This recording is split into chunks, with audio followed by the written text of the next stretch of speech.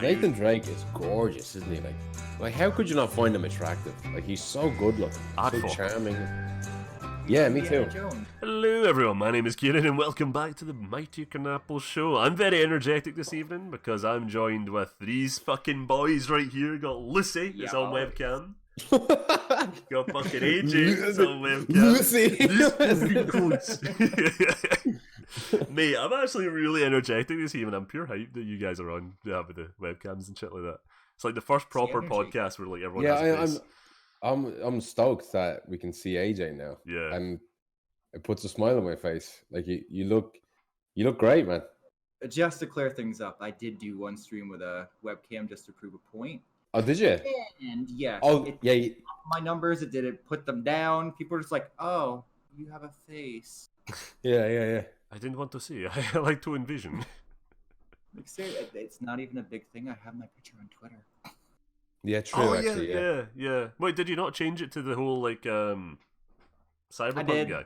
And then I changed it back. Did you change it back?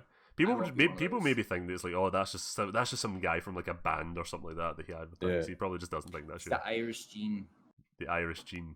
It is, yeah. Well, like Lucy popped in, he's like, "You look so young." I'm like, "Yeah, it's the Irish gene." Oh, not enough alcohol. That's why. True. There's not enough. Next True, thing. I haven't drank in a year. You never drank in a year? Fair play. Why is that? No, I just haven't had the feeling to do it. Well, that's good either way. It's still good. Me and Lucy, on the other hand, having a point right now. Literally having a point right now. Mate, I cannot wait for this lockdown to go away, man, because I am like, go to Spins and just be like, oh. Spins? Spins? Is that like the name of your local or nightclub or? No, Spins, like weather spins. Oh, spoons. I thought you said spins. No spins. No. That just sounds like a weird disco club with like skates and shit. Yeah. That's what I thought. I didn't know you were into that. Scotland's so behind in the times. They're still in the 80s and shit like that. Rollerblading. Yeah. So this podcast is going to be quite an interesting one because we have a fuck ton of things to talk about. We have literally me and AJ were talking before and we were like, yeah, this is probably going to be quite a long one because we have Resident Evil 8. We still have to talk about Resident Evil 3. We got Resident Evil 4 Remake. And yeah, just a lot of opinions on that. Because I think we voiced like all of our opinions online, but we've not did it as a collective yet and had a conversation about together. it. What do you guys want to dive into first? You want to dive into 8, 4, 3? Let's do 3. Well, you know what? Let's cover the rumors for 8 and 4 first because they're pretty low key. Yeah. Right. They're low key, are you sure? I mean, yeah, there's not much out there. I mean, all the media. Oh, not much. I thought you were like, oh yeah, it's like no one really knows about it. I'm like, I mean, so for people who don't know what we're talking about, Resident Evil 4 Remake was apparently rumored to be the next Resident Evil, or no, the next in the works, isn't it? Yeah, the next remake.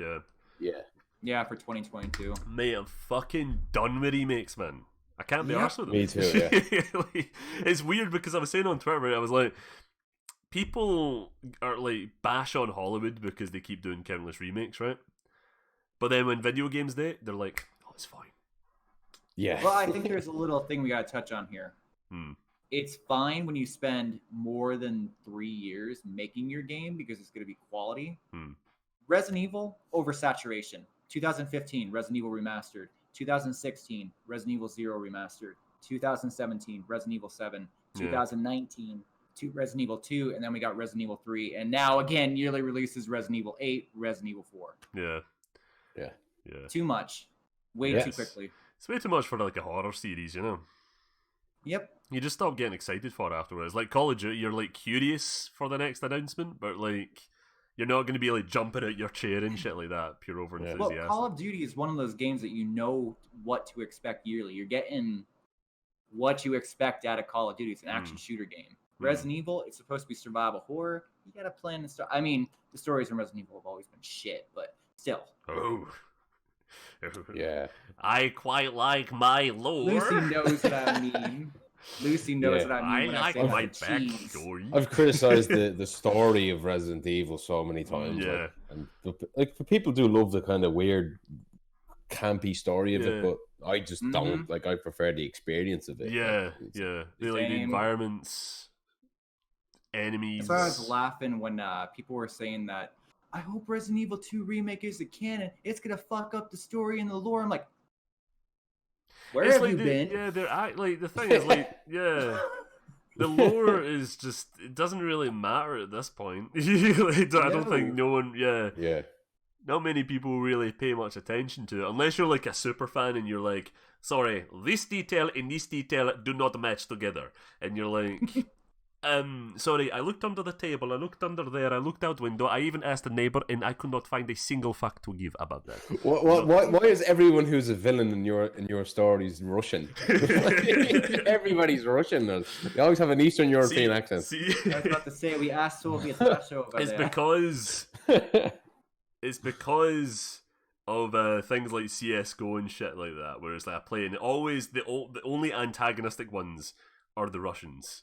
Yeah, they are like yapping at me. Oh, I'm like, speaking all right, of which, okay. Did you guys see that meme that's going around with Nikolai for Resident Evil 4 Remake? No. Oh, there's a picture of him where he's just standing there and it says like Resident Evil 4, just let me die. I've been in like 3 different generations, and it has Nikolai saying, "No, you press money. We like money." Yeah, he's pointing the gun, isn't he? He's pointing the gun at Jill. Yeah, I saw that one. Mate, I don't understand. I just don't get, like, the thing is, when, what was it, back in like Resident Evil 2 Remake or something like that, and then rumours for 3 were going about, and everyone's like, I bet they're going to remake 4 and 5 and 6, and then when it was announced, or not announced, like leaked or something like that 4 is going to be done, I'm like, mate, they're definitely going to do 5 and 6, 100%. 100%. Anything's on the table. Because 5 sold even better than 4, didn't it? Yeah. It actually did sell better than 4. Well, according to rumors that leaked out about Resident Evil 8, apparently Resident Evil 8 was originally Revelations 3, and it did that well internally. They decided to get rid of the Revelations thing and just slap 8 on it. Yeah. Really? Yep. So see, like, Resident Evil 4 Remake, what do you think they're going to do with it? Do you think they're just going to have like a reimagining, or are they just going to be like... well, the fan base for Resident Evil 4 is kind of... how do I phrase this? They're kind of like what my generation was when it came to Resident Evil 1. So Capcom, they don't do the same treatment that they gave Resident Evil 1 Remake with this remake, they're going to get bashed to fucking hell.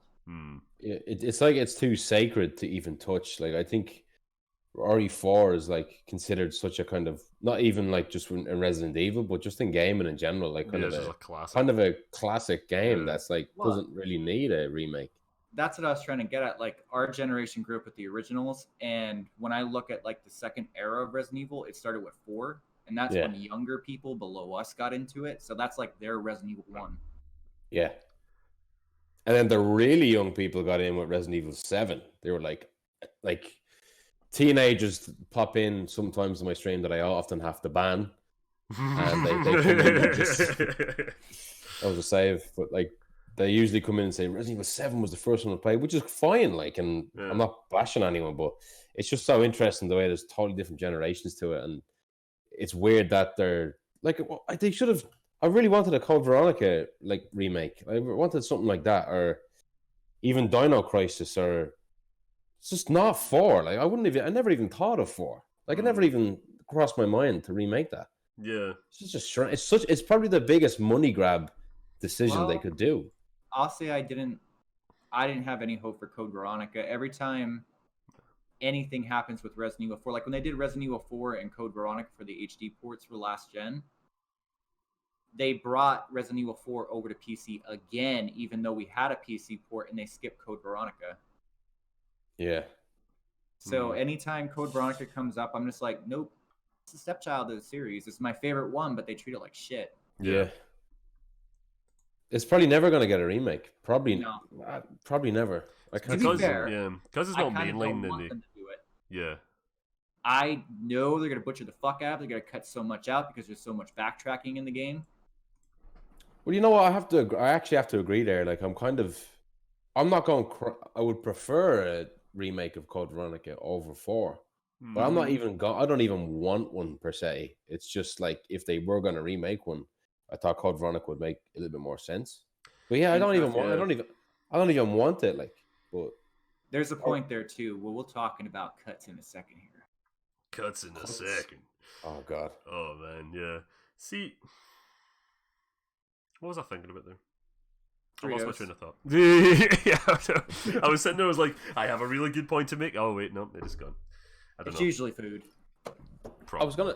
I was gonna say, like, you know, a lot of people have been saying as well, like, why don't they remake Resident Evil 1 Remake again? Yeah. No, the thing is they're probably going to do that now. My initial reaction to that was like AJ, like, no, that's so stupid. Don't do that. But the more I think about it, the more I'm kind of more getting swayed. I'm like, people were talking to me about it in my stream, and it was like, I couldn't deny the kind of cool points they made about the atmosphere, and it was slowing down, and it was more of a slow burn. It could be more like I'm going to sum it up in one thing. Lightning doesn't strike twice. You know what? You're right. Like, because Resident Evil 1 Remake is kind of perfect. Yeah, it is, yeah. Kinda. Don't fix what isn't broken. Yeah. You know? But I don't know. I don't know. My head just keeps flirting with the idea of it. I don't know why. No, somebody brought it up in my Twitter post, like, I want to say a couple days after Resident Evil 3 came out. I'm like, what the fuck is wrong with you people? What happened to original games? We got the perfect remake. Leave it alone. See, that's what my head is saying, but my heart is like, your heart is wrong, Lucy. It could be fucking. It might be good. I don't know. I don't know. After playing Resident Evil 3. Oh, I'd be getting onto that. Are we already done with RE? Oh no, that's still like, the thing is, like, see with RE1 Remake, I was sort of jogging the idea that it'd be cool if hypothetically they did do it. They released a disc version, and it's like, you go onto the menu and you're like, oh, do you want to play the original? You can play the original. Or you want to play the actual remake? Good one, good sheet. Do you want to play the real remake? Or you want to play you want to play another remake? You can play that one. And then they just keep updating the game from there. It's like, you want to play the 2025 remake? Okay, you can play that. How about the 2037 one? Yeah, you can play that as well. So do you think in 2040 we'll have the Resident Evil 2 remake? Oh no, but the third remake generation, of course. They're going to remake Resident Evil 3 Remake, of course. That's the way I'm thinking. We're going to get next to the Resident Evil 3 Remake Hyper Deluxe Edition. The Hyper Deluxe content put back in. Oh yeah, Jesus. Yeah, well, that's where they should remake 3 again, because they just didn't. I feel weird about it. I feel like it didn't even come out. Yeah. This is what happens when you outsource your games. Well, that same company's doing 4. Resident Evil 4, yep. Yeah. Bail. That's why I'm not buying it, man. See, some guys. Well, this is what I was saying to a friend the other day too. These leaks, they're on purpose. They're testing the water to see what people want. Yeah. Leaks don't happen just out of the blue. I haven't seen like a kind of such a negative reaction in a long time to Resident Evil news. I was shocked. It's everywhere, like. Yeah. And that's why I tweeted something kind of positive, because I was like, if they are gonna do, I said that if I had to play devil's advocate, the only way that they could probably make a decent Resident Evil 4 remake is if they make it a bit more like RE3.5. Yeah, I agree. See, then I was thinking that, because I was going to say to AJ, I was like, would that be a remake? Would they just call it a reimagining at that point if they're just going to make? Well, to be fair, Resident Evil 2 and Resident Evil 3 were reimaginings. They even used that term. They never used the term remake. Did they not? No, they didn't. Oh, right, okay. Yeah, because I remember seeing like an angry review of 3, and they're like, "Oh, this is a reimagining and not a remake." People actually keep messing that up. They're like, "Well, this ain't a remake." I'm like, it wasn't supposed to be. Even on the website, it says Resident Evil 3 reimagined. Some people are saying remix as well. Like, let's say like it's RE3 is remixed because a lot of the character what happens to the characters in the original gets swapped around. Like Brad doesn't get killed by Nemesis, but he turns into a zombie instead, and things swapped around by Tyrell gets killed by Nemesis instead of Nikolai, and which I find quite funny because like we'll get to RE3 in like in a few minutes, but like What was it? Nemesis is going after stars, but yet doesn't kill a single stars member in the game. Yeah. As did before, where he's like, but he killed. How many did he kill? He killed Brad.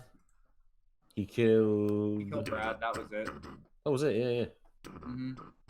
I mean, Nikolai could be killed. It was optional. I think there was like a choice you could make, and he could be pulled up in the vent before you face Nemesis. Yeah. Factory. And Mikhail kind of sacrificed himself to fucking hurt Nemesis. Yeah. But that's about it. But yeah, before we dive into RE3 though, let's dive into RE8 because I feel like we're going to be on that for quite a little bit. I think. Yeah. Especially me and Lucy talking about it. AJ, I know your thoughts, but actually, do you know what? Let's have AJ talk about his thoughts first, and then me and Lucy talk about ours because I feel like me and Lucy. We haven't spoken about it, have we? Nah. Have you spoken about it? Oh no, like me and you, Bundy. No, we've not talked about it. Oh, I thought you did. I thought you said we did. Sorry. No. I said like me and you will share our thoughts after AJ because AJ right probably has not vastly, but slightly different. Well, I already told you this, Bundy, but I think they're gonna fracture the fan base again if they choose first person only. It should be optional, especially after all the remakes. It's kind of like throwing us a bone and then walking 20 steps backwards. I don't like it. That alone already results in me not buying it new. I'm going to do the same thing I did with Resident Evil 7. Speak with my money, buy it used when it's cheap. As for what they're doing, it sounds exactly like Resident Evil 3.5 with the hallucinations, all that shit. I think that could be cool. It's just I'm worried it's not been in development long enough. Like after Resident Evil 2 and 3, it's just like, how long has it been in development? Yeah, like what was the main RE7 team? Like, did they have internal names for them? Like, what are they called? What was it? Capcom Company M2 made 3, didn't they? 3 Remake. Yeah, that was like an outsourced company, wasn't it? Yeah, the main company worked on Resident Evil 2, outsourced for 3. So maybe that would make sense. The original company was probably working on 8 while they were working on 2. Yeah, because I was guessing like whoever made 7 just immediately went on to 8 while all this stuff was going on, like in the forefront. Because I'm pretty sure it was like different directors for 2 Remake and then 7.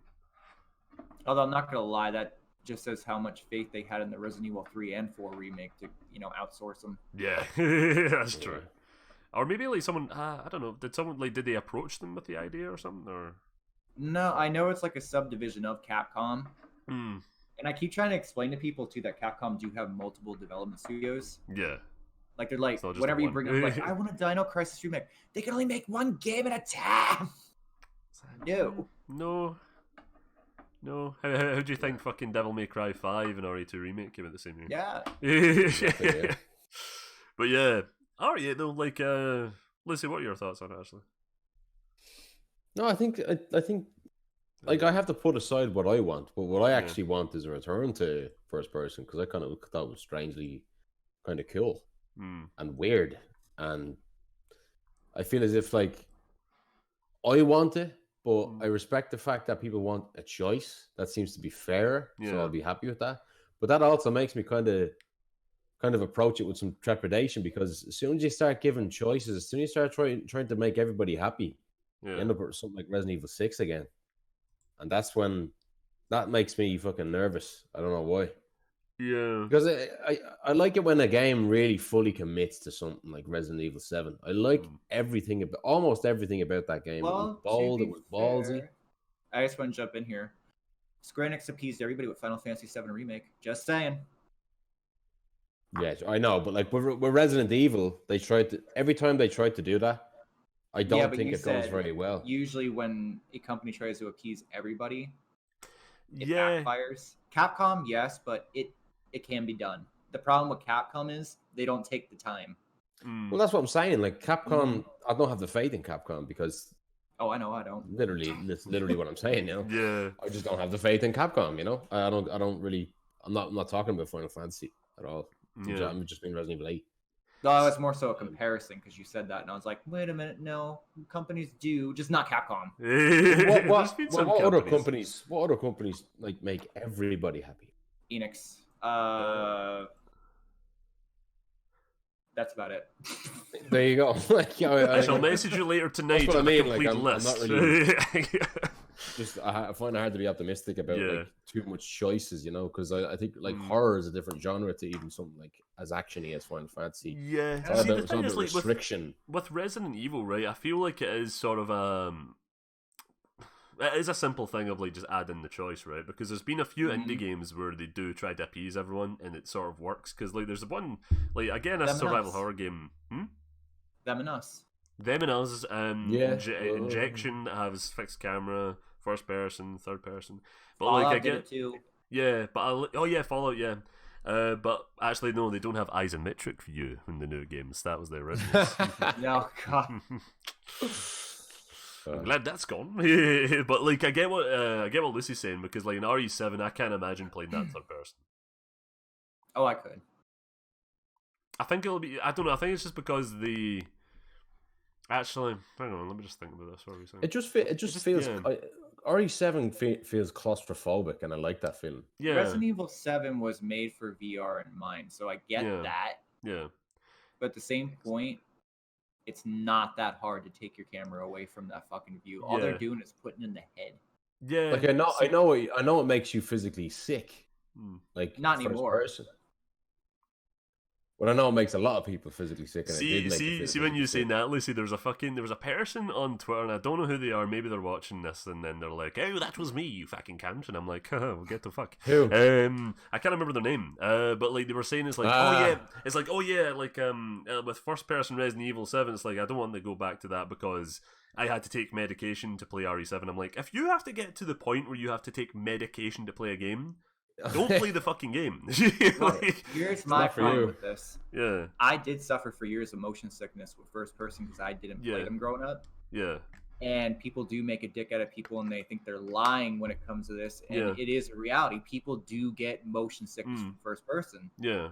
Oh, I'm not going to accuse you of lying. Oh, no, not you. I'm talking about like when Bundy mentioned about the guy on Twitter. There was another guy who said the same thing. And then people were jumping on him saying he was making fucking lies up and shit. I'm like, I'm not saying that they're going to be lying. I'm just saying it's stupid if you have to take medication to play something. Oh no, I get that. I'm just saying, like, I just think that's. But like, I guess you could understand why they wouldn't want first person then in that case. Yeah. Well, like I was thinking, I've been trying to get out for 3 years and nobody listens. See, like I was actually looking at like the RE8 like leaks, like bullet point things. And I'm like, all right, if it's set in like an open sort of village, right, then the third camera could work. It would work because you're out in the open. You're not claustrophobic. So, like, again, you could easily have that fucking option in there. Like RE3 as well. RE3 did have first person at the start. And then they didn't have the option for some reason, which I don't understand. That first person in RE3 was fucking terrible, though. It felt weird. It was just the FOV was so narrow. Like I paused the game on stream as soon as I got. I was like, why does this just look strange? It's not like RE7. You have a wider view and it looks clear. Well, what they did is RE3 is like it's like you're in a tunnel looking at things. It's really weird. Yeah, you can't see. I don't know.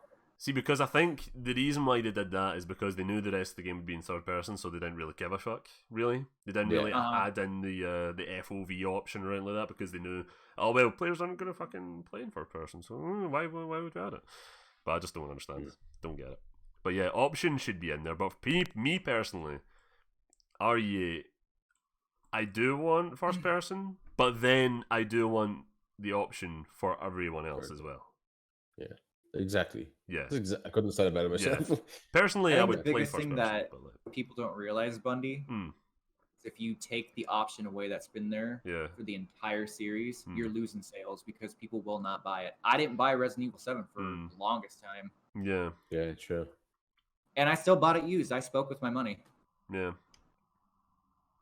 Which good for you. I bought it full AAA price. There we go. Me too. I got the Steam copy. I got a PS4 digital. I've got a poster on wall. I have it twice. Bought it with my money. Console and PC. No, I was actually giving a gift on PC, but still. Actually, yeah. To be fair, I did get CD keys RE7 on PC, so I didn't.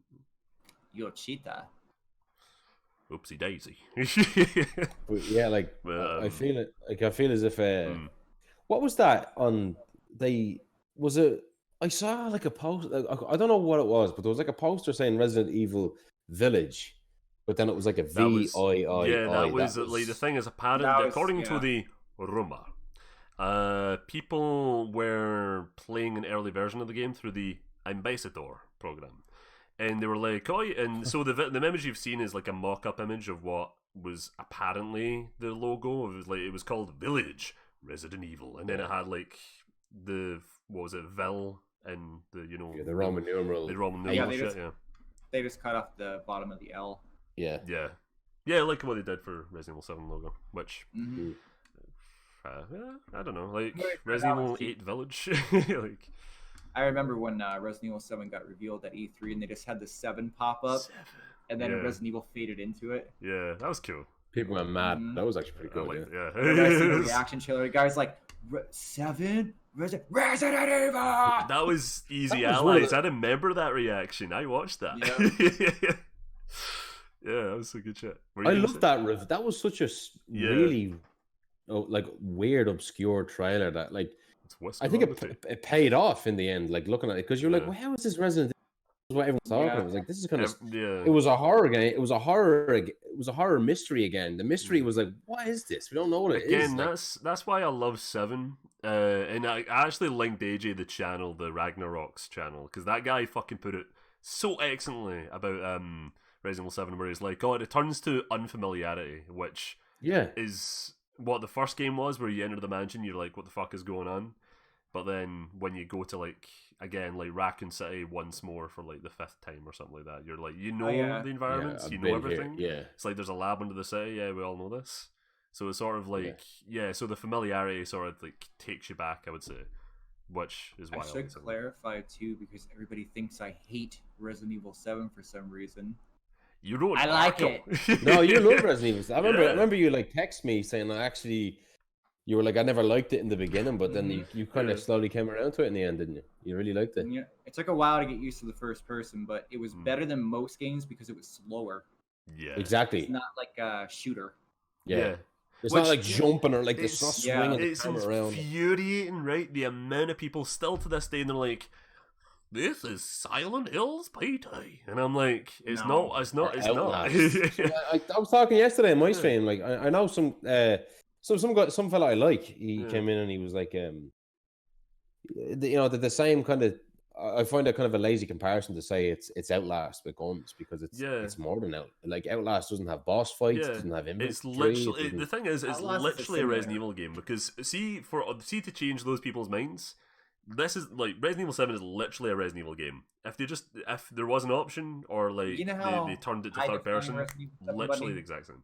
Yeah, it's Resident Evil 1, but for this generation. Yeah, exactly. Resident Evil 1. Exactly. Yeah. Which I like. Resident Evil 1's my favorite, which is why I love Resident Evil 7. And that's why it's brilliant. That's why it's brilliant. It captured the same brilliance that the original did 20 years ago. Like. They literally went back to the drawing board, saw what worked the best, and they just simplified it. It was like a soft reboot, and that's why I was pissed when they brought Chris in, because I was so happy there was new characters finally. Oh, I'm so glad you say that, because what I was going to say, because like looking at the bullet points for Resident Evil 7 or Resident Evil 8, I mean, they were like, oh yeah, Ethan is once again the lead protagonist. So I was going to be like, what do you think about that? With Ethan? Yeah, but Ethan, the guy from Resident Evil 7. If they bring in somebody who could actually write him into a character and not be a walking plank. Yeah. So I'm 50-50 about it. Like I actually like the fact that he was a blank slate in Resident Evil 7, but I don't like the idea of bringing him back as the same character, because, like AJ was saying, he's not even he doesn't really feel like a. No, I know this is nothing new with RE characters. They're all 2-dimensional, fucking boring bastards, basically. I would have preferred Mia. But yeah, because we know a lot more about her. Yep, she at least has a background. Yeah, exactly. Well, maybe we can. Like, maybe we can switch to her or something. I don't know. Like, they also said they want Chris to be playable too, and I'm just like, really? Yeah, punching everything. The thing is, I think the reason why they're like, oh yeah, we'll shove Chris in there is to appease the fans that are like obsessed with the older characters. Yeah.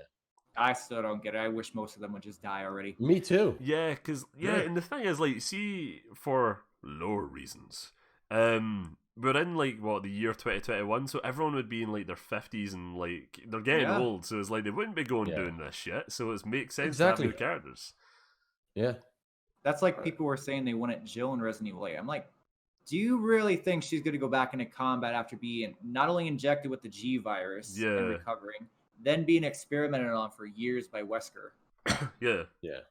No. Like I think the crux of it has got to be, however way they do it, just make the player feel very vulnerable again. Yeah. That's the basics of what they need to achieve in Resident Evil 8. That's why the new characters work, because we didn't know anything about them. Exactly. So it that fear dimension up. That's why I don't want most of these characters returning. Yeah. Yes. Honestly, they should probably go down the Final Fantasy route and introduce new characters every game. Unique characters to that story. Yeah, exactly. Do you know what? That's a really good fucking thing you brought up there.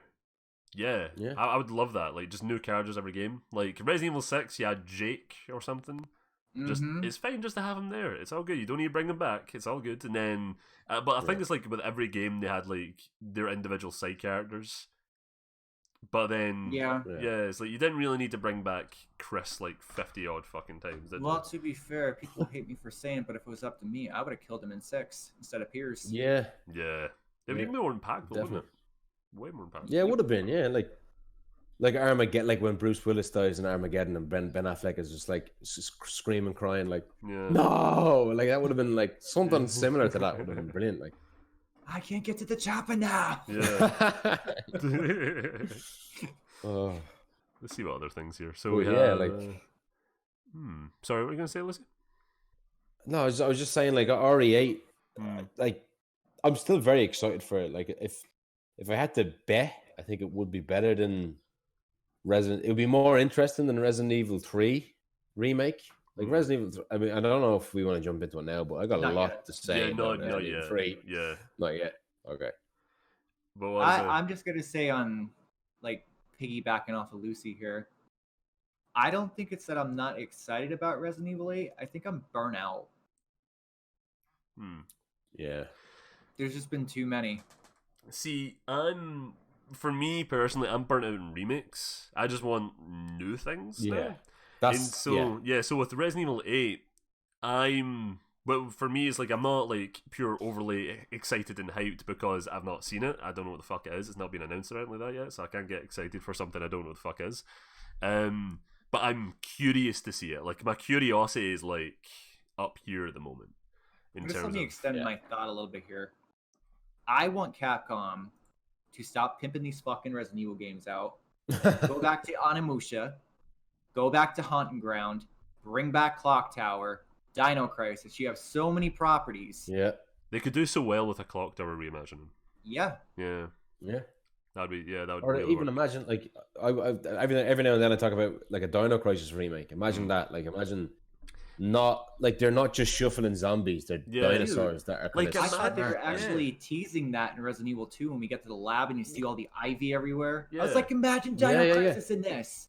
Or the little, remember on an RE3 remake at the train station, there's like a kind of Dino Bite cereal. I was like, is that something to do with Dino Crisis? Like tiny imagine seeing like RE3 right, where it's like the rare bits at the very start where like Nemesis just runs at you. Imagine you're in a corridor, you're like either first or third, I don't know, whatever, and you're walking down the corridor and you see this fucking one of these, like, what would you call them? Raptors? Is that what it is? Velociraptor, yeah.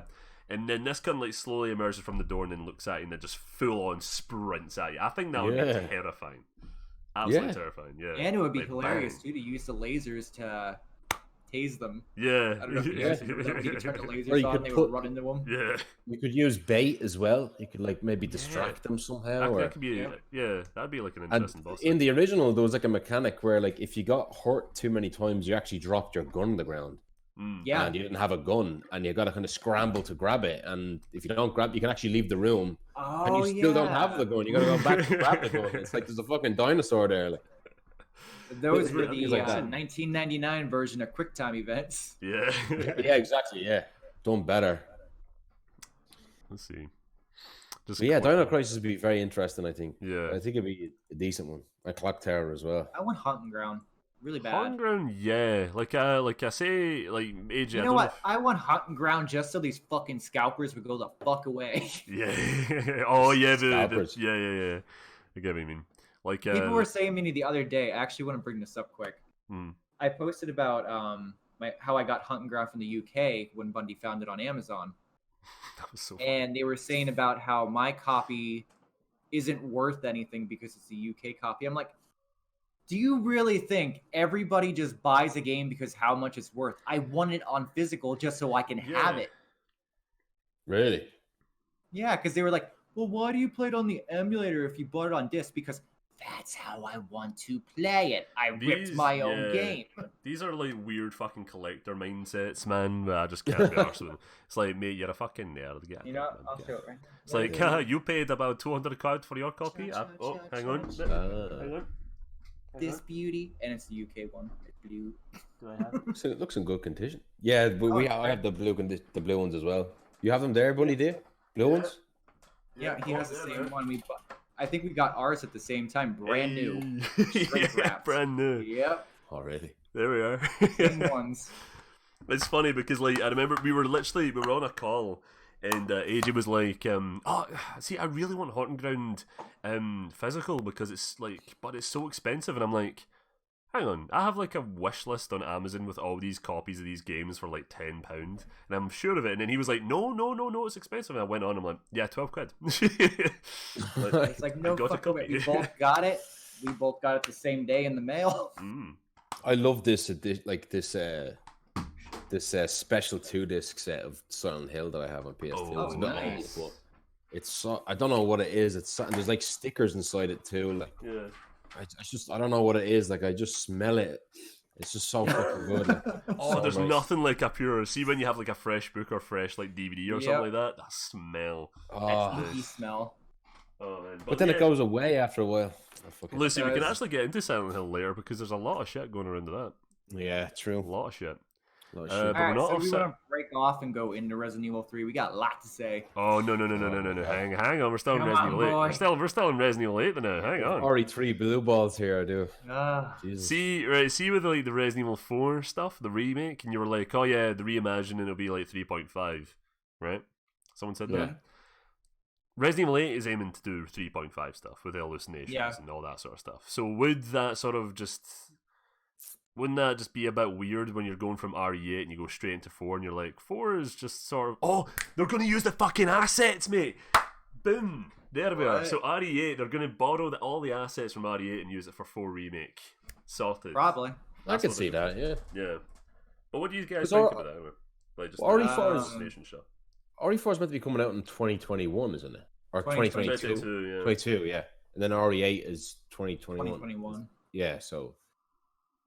I could see that happening, yeah. Like, it'd be almost like, in that case, you could probably think of Resident Evil 8 as the legitimately good game, probably, if you could predict it. Yeah. And then Resident Evil 3 comes, RE4 remake could be the RE3 after. I just find it so strange because, like, I'm reading up on like the leaks again. This is all just fucking rumors, but they're like, oh yeah, you escape into a castle and there's villagers and there's mutants and stuff like that, and I'm like. And the witches, which I don't mind if there's a witch around, man. Wait, there's witches? Which witch? Witch.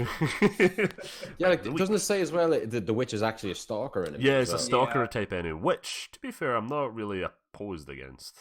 I just don't want to see them overuse that thing. Ever since they got like Mr. X hyped up, they're kind of going overboard with that. Save that for Clock Tower remake.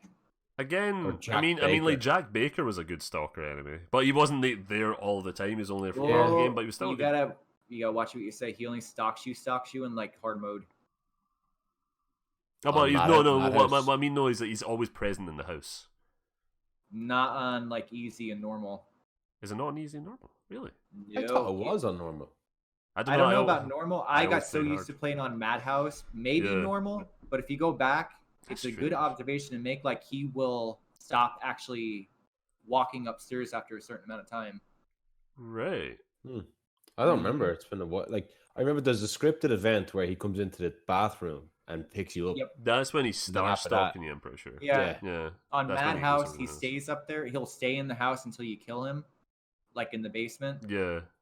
But I don't know if it's normal, but somebody could correct me if it's not. But I know on easy, he eventually just goes away. Oh, easy. Okay. I never played it on that. You're right. On normal, once you get the third. Oh, you get something for the basement. Oh no, you don't get something from the basement. The garage, isn't it? It's not that get the boss fight in the garage with the car, no? No, so see, after the bathroom thing, you go and you get a key item, and once you get that key item in normal mode, he just disappears until you go into the basement and do the boss fight. Yeah. I know what you're talking about now. Yeah. Yep. Right. It's all scripted.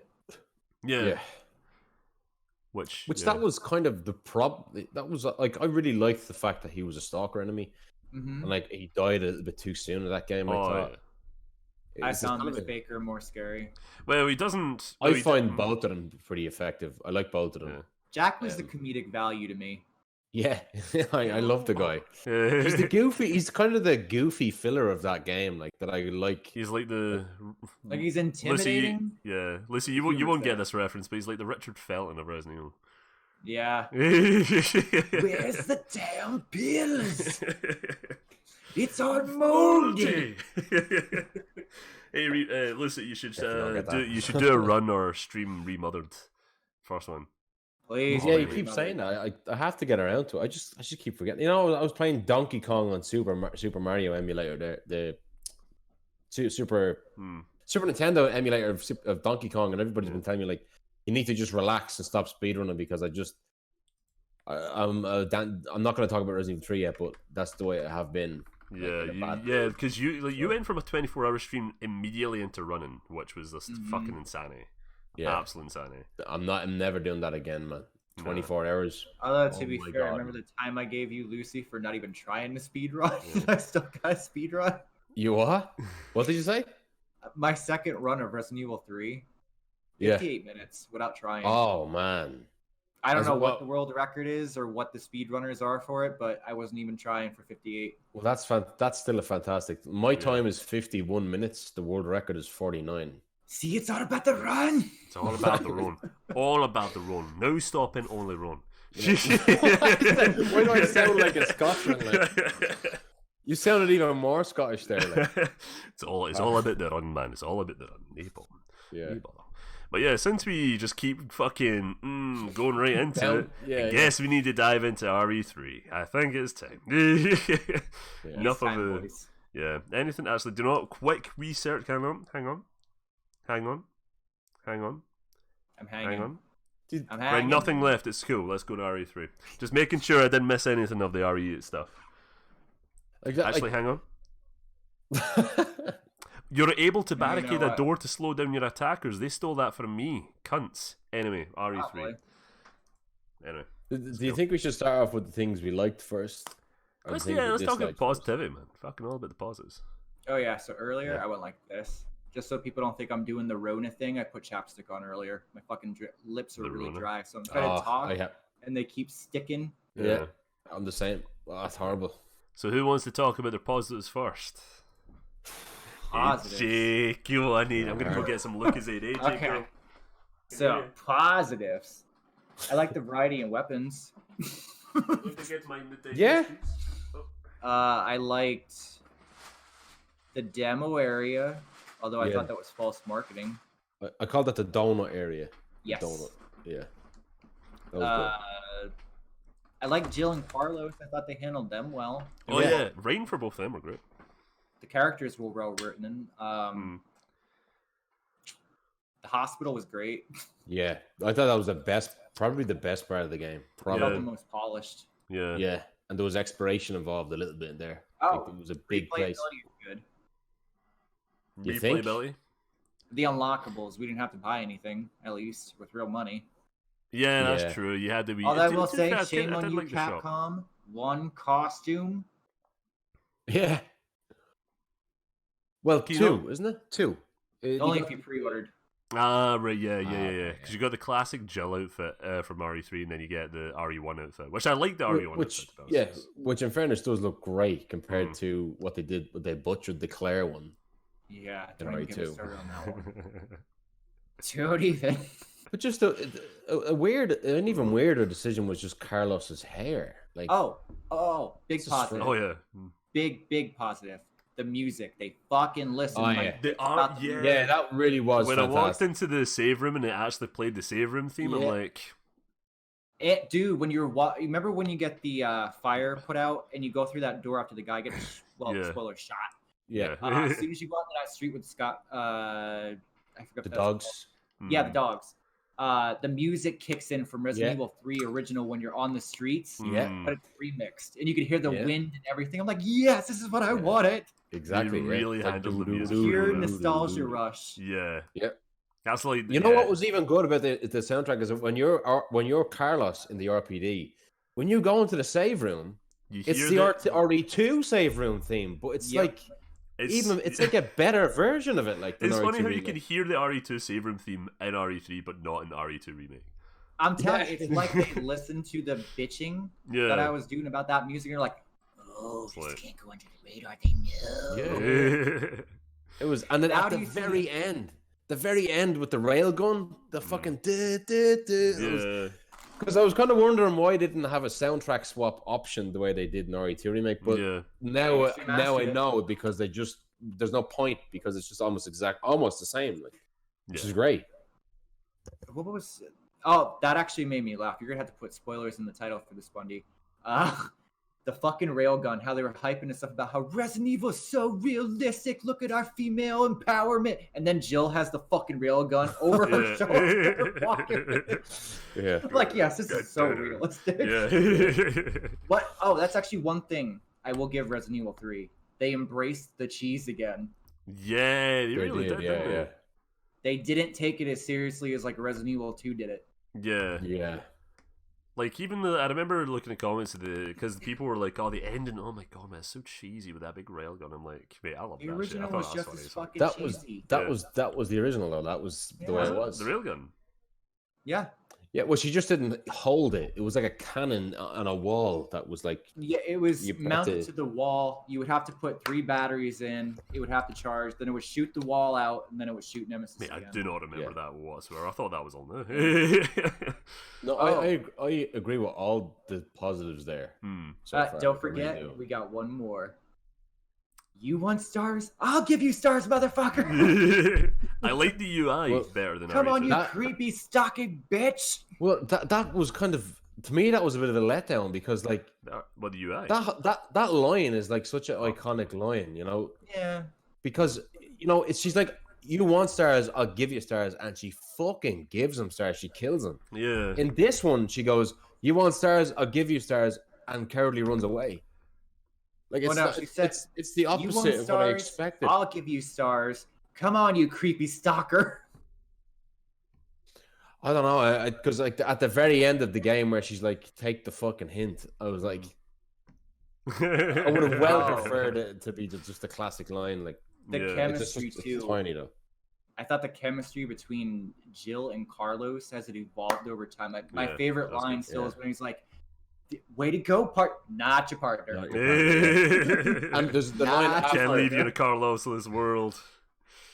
I remember after the rooftop Nemi fight when she falls off the building and she's on the radio, she goes, I like that. Carlos is complaining to her, going, you could have been killed, and she's like a couple, she says, don't start. Like they're already a couple.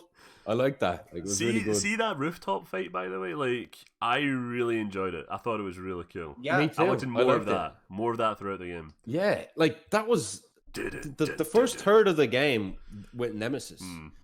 Like, I actually liked how they used them in the beginning. It was kind of going well. I felt like it was Nemesis. Yeah. That's pretty much how I feel. I feel like here's a rocket launcher at one point. You're like, oh, okay. For me, it starts falling apart after that boss fight. Where he goes doggy style. It feels like they polished the beginning so much. Then that middle section up to the clock tower fight was where they just like fell behind a little bit. Yeah, like I don't I can't remember. Right, see the original. I can only really remember the first half. Did they have the doggy Nemesis in the original? No. No. Why did they add him in? Because I felt like that just sort of took away from everything. Yeah. To be fair, when that happened, my first reaction was, no, not again, Resident Evil 6. How many times do we need to teach you this lesson, Capcom? It's the reason why the dog Nemesis is bad is because it doesn't feel like Nemesis. No, it doesn't not at all. Feel like him anymore. He's like this mindless animal that's kind of hungry. It's just jumping about the fucking yeah. There's no calculation. 3 mutations, and they added that stupid dog one, and it made no sense. And twice you have to fight this almost exact same boss fight. Yeah. Well, if you want to call it a boss fight, I mean, most of it is fucking quick time events before it goes into the boss fight. Yeah. Hold W to win. The dodging I liked as well. I liked the dodging. I felt like that. Like no, I liked the dodging more in the demo, but when I played the real game, I found myself not even using it. Really, I used it all the time. Yeah, I suppose it's a like a cockiness sort of way. Yeah. I did it in a well cocky sort of way. There is a manipulation with it that speedrunners found out that I guess could help people. But like, if you tap aim just before the dodge, so like say dodge is E for me, and then aim is right click.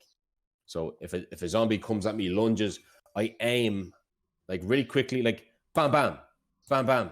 So it's like aim, dodge. It works every fucking time. It's like a weird manipulation. I don't know what it is. Okay, it just like increases the window that like makes it acceptable to get a perfect dodge. Can I just say that was creepy? Lucy's hands were up in the air, but it said he was typing on Discord. Oh, shit! I typed in E once. I literally just typed in E once. Jesus. He's embracing his inner like Caesar from Plants my cock isn't small. That's what I have to say. Like. Yeah, so Lucy, so why are you only typing one key at the time? More of your positives. No, I don't think I have any more. Well, I agree with everything you said there about what you liked. One thing I'd add is another thing about the soundtrack that I wanted to just say, just hone in a bit more in on it, but the end credit song, man, it was fucking beautiful, man. It was exactly like, it was even better than the original version. I thought this kind of sweet, kind of soft piano, then it's like an acoustic guitar, then an electric guitar, and oh man, like I got chills listening to that. I absolutely loved that about it. Like, I could fall asleep. Are they what? Are they chills? But you got chills, but are they multiplying? It was way better than that, you know. Two sides to every story. Remember that in RE2? Man, I love that song, man. Oh man, I love it as well, but it's kind of cheesy and kind of, I don't know. I think it's a guilty I think it was pleasure. meant to be cheesy though. It's like a 90s inspired. Yeah. It was. I found it funny because every time I went in your stream, Lucy, me and AJ talked about this all the time, but all I kept hearing was two sides because you kept replaying the fucking. Because every time you fucked up, you replay, and then it's just that intro scene every time. Nah, Lucy. But yeah, I honestly can't think of anything else that I thought the hospital. Now, in fairness, I thought that was well done. Like it was. I can debate on that one. I thought it was great on my first run, but once you know what to do, it's just kind of like really linear. I got really confused in the hospital thing because like see the thing that you when you play as Jill, you pick it up in the hospital, but it's like down in the courtyard bit, and you jump over the edge and shit like that. I was sitting there as Carlos, and I was like, I had to open the door, and I forgot that I picked up something down there, and so I was wandering around the place, and I was like, I need to get to that area. Yeah, I don't know how the fuck did I get to that area. And I forgot I picked up this lockpick thing, and I'm like, how the fuck did I do? What the fuck? And I was literally there for about half an hour, just walking around. Jill, I don't even know if Jill. I never even tried to go because it's hard to explain. I never tried to go to that place with Jill. Yeah, because I always was there on a couple places. Yeah. Oh, okay. Yeah, it's a Magnum part you get, don't you? You get the Magnum there. Yeah, just the actual Magnum. Yeah. The in the courtyard, Jill can access it by going under the rubble. She could actually climb under and go to I know what you mean now. Yeah. And there's a few lockpick bits as well. I'll continue my thought from earlier. I like the hospital. I just don't. I think the final segment was drawn out too much, where you're playing as Carlos with the horde. The RE4 cabin. They basically. need to cut that down a little bit.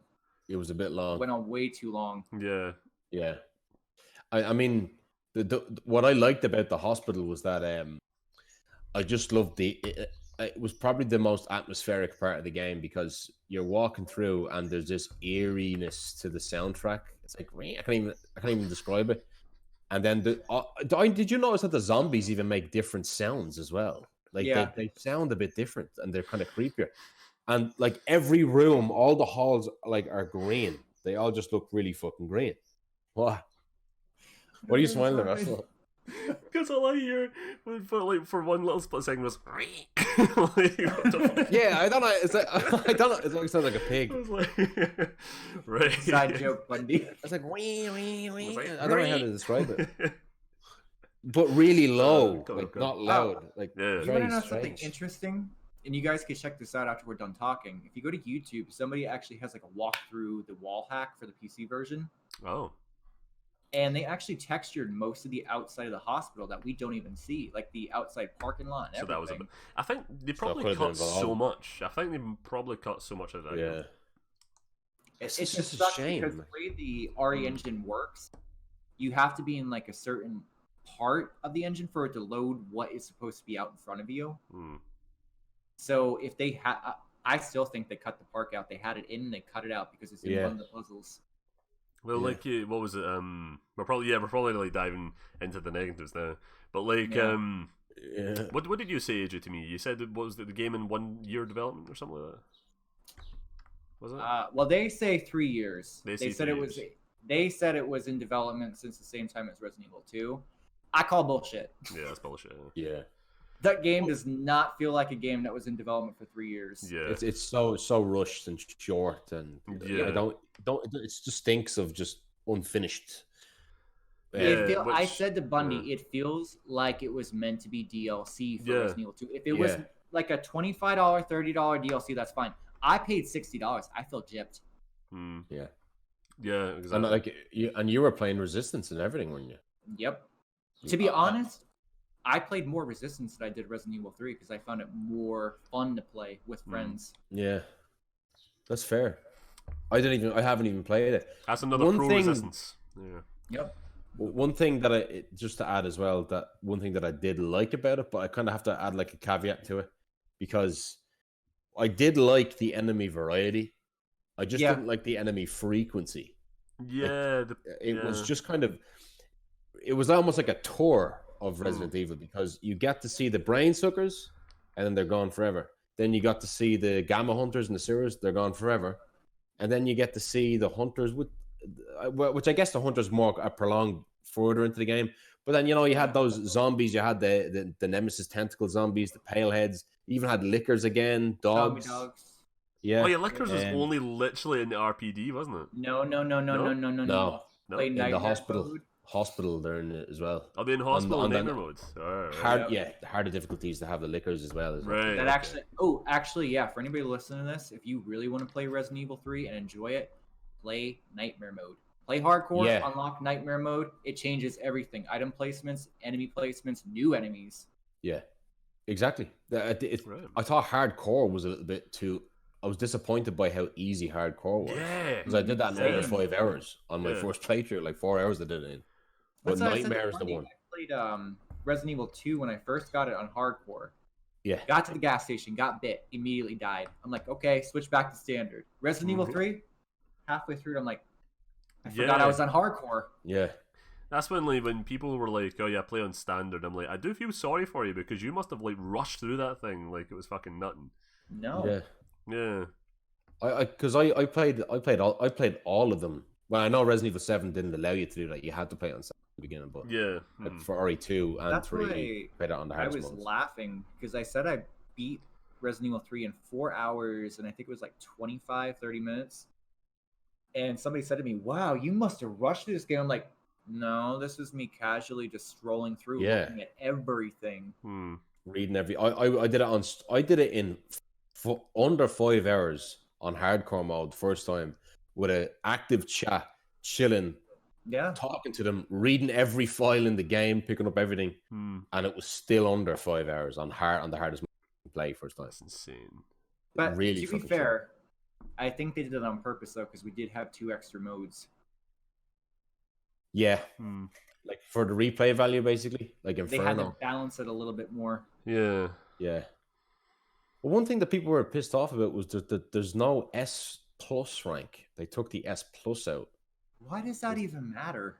Yeah. Well, I had to say, I said that too, but a lot of people who competitively play it, they're kind of like, there's no incentive to play it again. Yeah. You know what I would do just to piss those people off?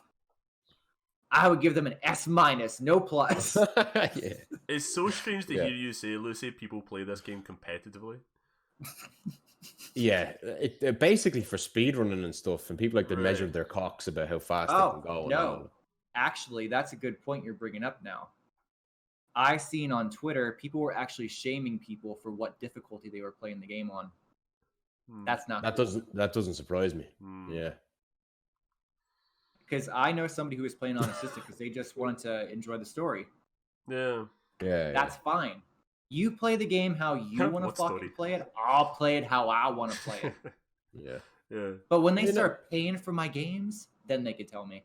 Yeah. I don't think nobody shamed me. Well, I suppose I couldn't have been shamed because I played it on the hardest mode anyway. But yeah, the S+ rank is just people were complaining about it, and like big streamers were complaining about it. I was like, what's the big deal? But then they kind of started saying like, well, there's no more incentive to really perfect the game anymore. Like it's too easy to get an S rank, and that's the highest you can get, really. It's fair, small, but fuck. Like, I don't know. Resident Evil 3 was... This is one thing I don't understand. Resident Evil 3 was always short. It was always easy. The original? Yeah. Yeah. Yeah. I don't know. I don't find it... Because I only played Resident Evil 3 original a few days ago. I mean, a few days ago. Only first time? Fuck me. No. Just like... I haven't played it in years. Like oh my god, I got my ass handed to me in that game. Like I couldn't. I did a nemesis %, which means you have to kill him every time you fight him. Fuck. That is fucking hard now. I couldn't do that. Like I got like 4 fights in, and I couldn't even scrounge up enough health. Like I was dead. Well, people always ask me when I stream it why I play in hard mode. That's normal to me. Like that's my preferred thing. Like easy mode, they just give you everything. See, machine gun. Yeah. It's more terrifying to play in that mode because like you're afraid of your own health. Like you are like scrounging for items and stuff like that because you're like, if I get hit once, that's me fucked. It's been 20 years and I still cannot get that fucking dodge down. Mate, I nailed the dodge. That's why I was complimenting it earlier because I was like, I got so cocky with the dodge. No, not the remake. The original. Oh, the original. The original. It's even harder than the original. Like. Yeah. You have to aim at the right time. Like I kind of got it down because before Remake came out, I went back and I was fighting Nemesis in the RPD just to see if I can, I save stated it, and then I was like, okay, let's see how this fucking dodge mechanic works. You had to literally wait until his arm was propped back and right before he swung to hit R1. Yeah, exactly. It's such a risky thing to do, but it's kind of cool. Like sometimes it happens mostly on accident for me. And I'm like, same. Nice. Yeah. But it's not like that in RE3 Remake. It's more. It is a bit. It does require a bit more kind of precision with your timing. It's like it's just odd. It seems broken sometimes. Like why isn't it? It's harder to perfect it on the stairs because zombies just fucking grab you so quick. Bundy was watching me play the demo when it first came out, and I was like doing the dodge nonstop. Playing in the real game, for some reason, I cannot do it. Yeah. Like it would just be random. Yeah. So we're officially into talking about the things we don't like now. Yeah, we're in there. Doing it. Yeah. Well, my biggest complaint was that there was no clock tower at all. I was no clock tower, no park, no gravedigger. Park, gravedigger, no factory, no clock tower. And I really hated the way they teased the clock tower. When you're Jill, you look over the bridge, and I was so excited. I was like, "Oh my god, there's a fucking clock tower!" And then there's not a clock tower. It's not even in the game. It's just a boss fight. That's all. Doggy Nemesis is literally what the saddest thing is, Lucy? That is the only time in the game where the sky actually looked really fucking pretty. Yeah. It was a good view. And I think it's the only time the sky was actually moving in the game. Yeah. I was shocked that they put that, because I consider the clock tower one of the most iconic parts of the game. Like it's the part where Nemesis shoots down the chopper with the rocket launcher. Yep. It's the only part, or one of the major parts that I remember from the game, and I barely remember the game. Yeah, it's the clock tower bit. And I mean, they missed so many fucking things. They could have put more puzzles in. They could have expanded that. Put a little Scissor Man reference in. Yeah, no, there's 2 puzzles in the whole game. 2 puzzles. We were talking about this on Twitter. There's just 2 puzzles in the whole game. Yeah. Which, by the way, incredibly easy puzzles. I actually just matched the one for the serum and I got it. Oh, that. I actually didn't even know that was, if you want to call that a puzzle. I was just first one with the subway station, they put that in just to slow the player down a little bit. Yeah. Because you had to look at the map and be like, okay, what am I supposed to do here?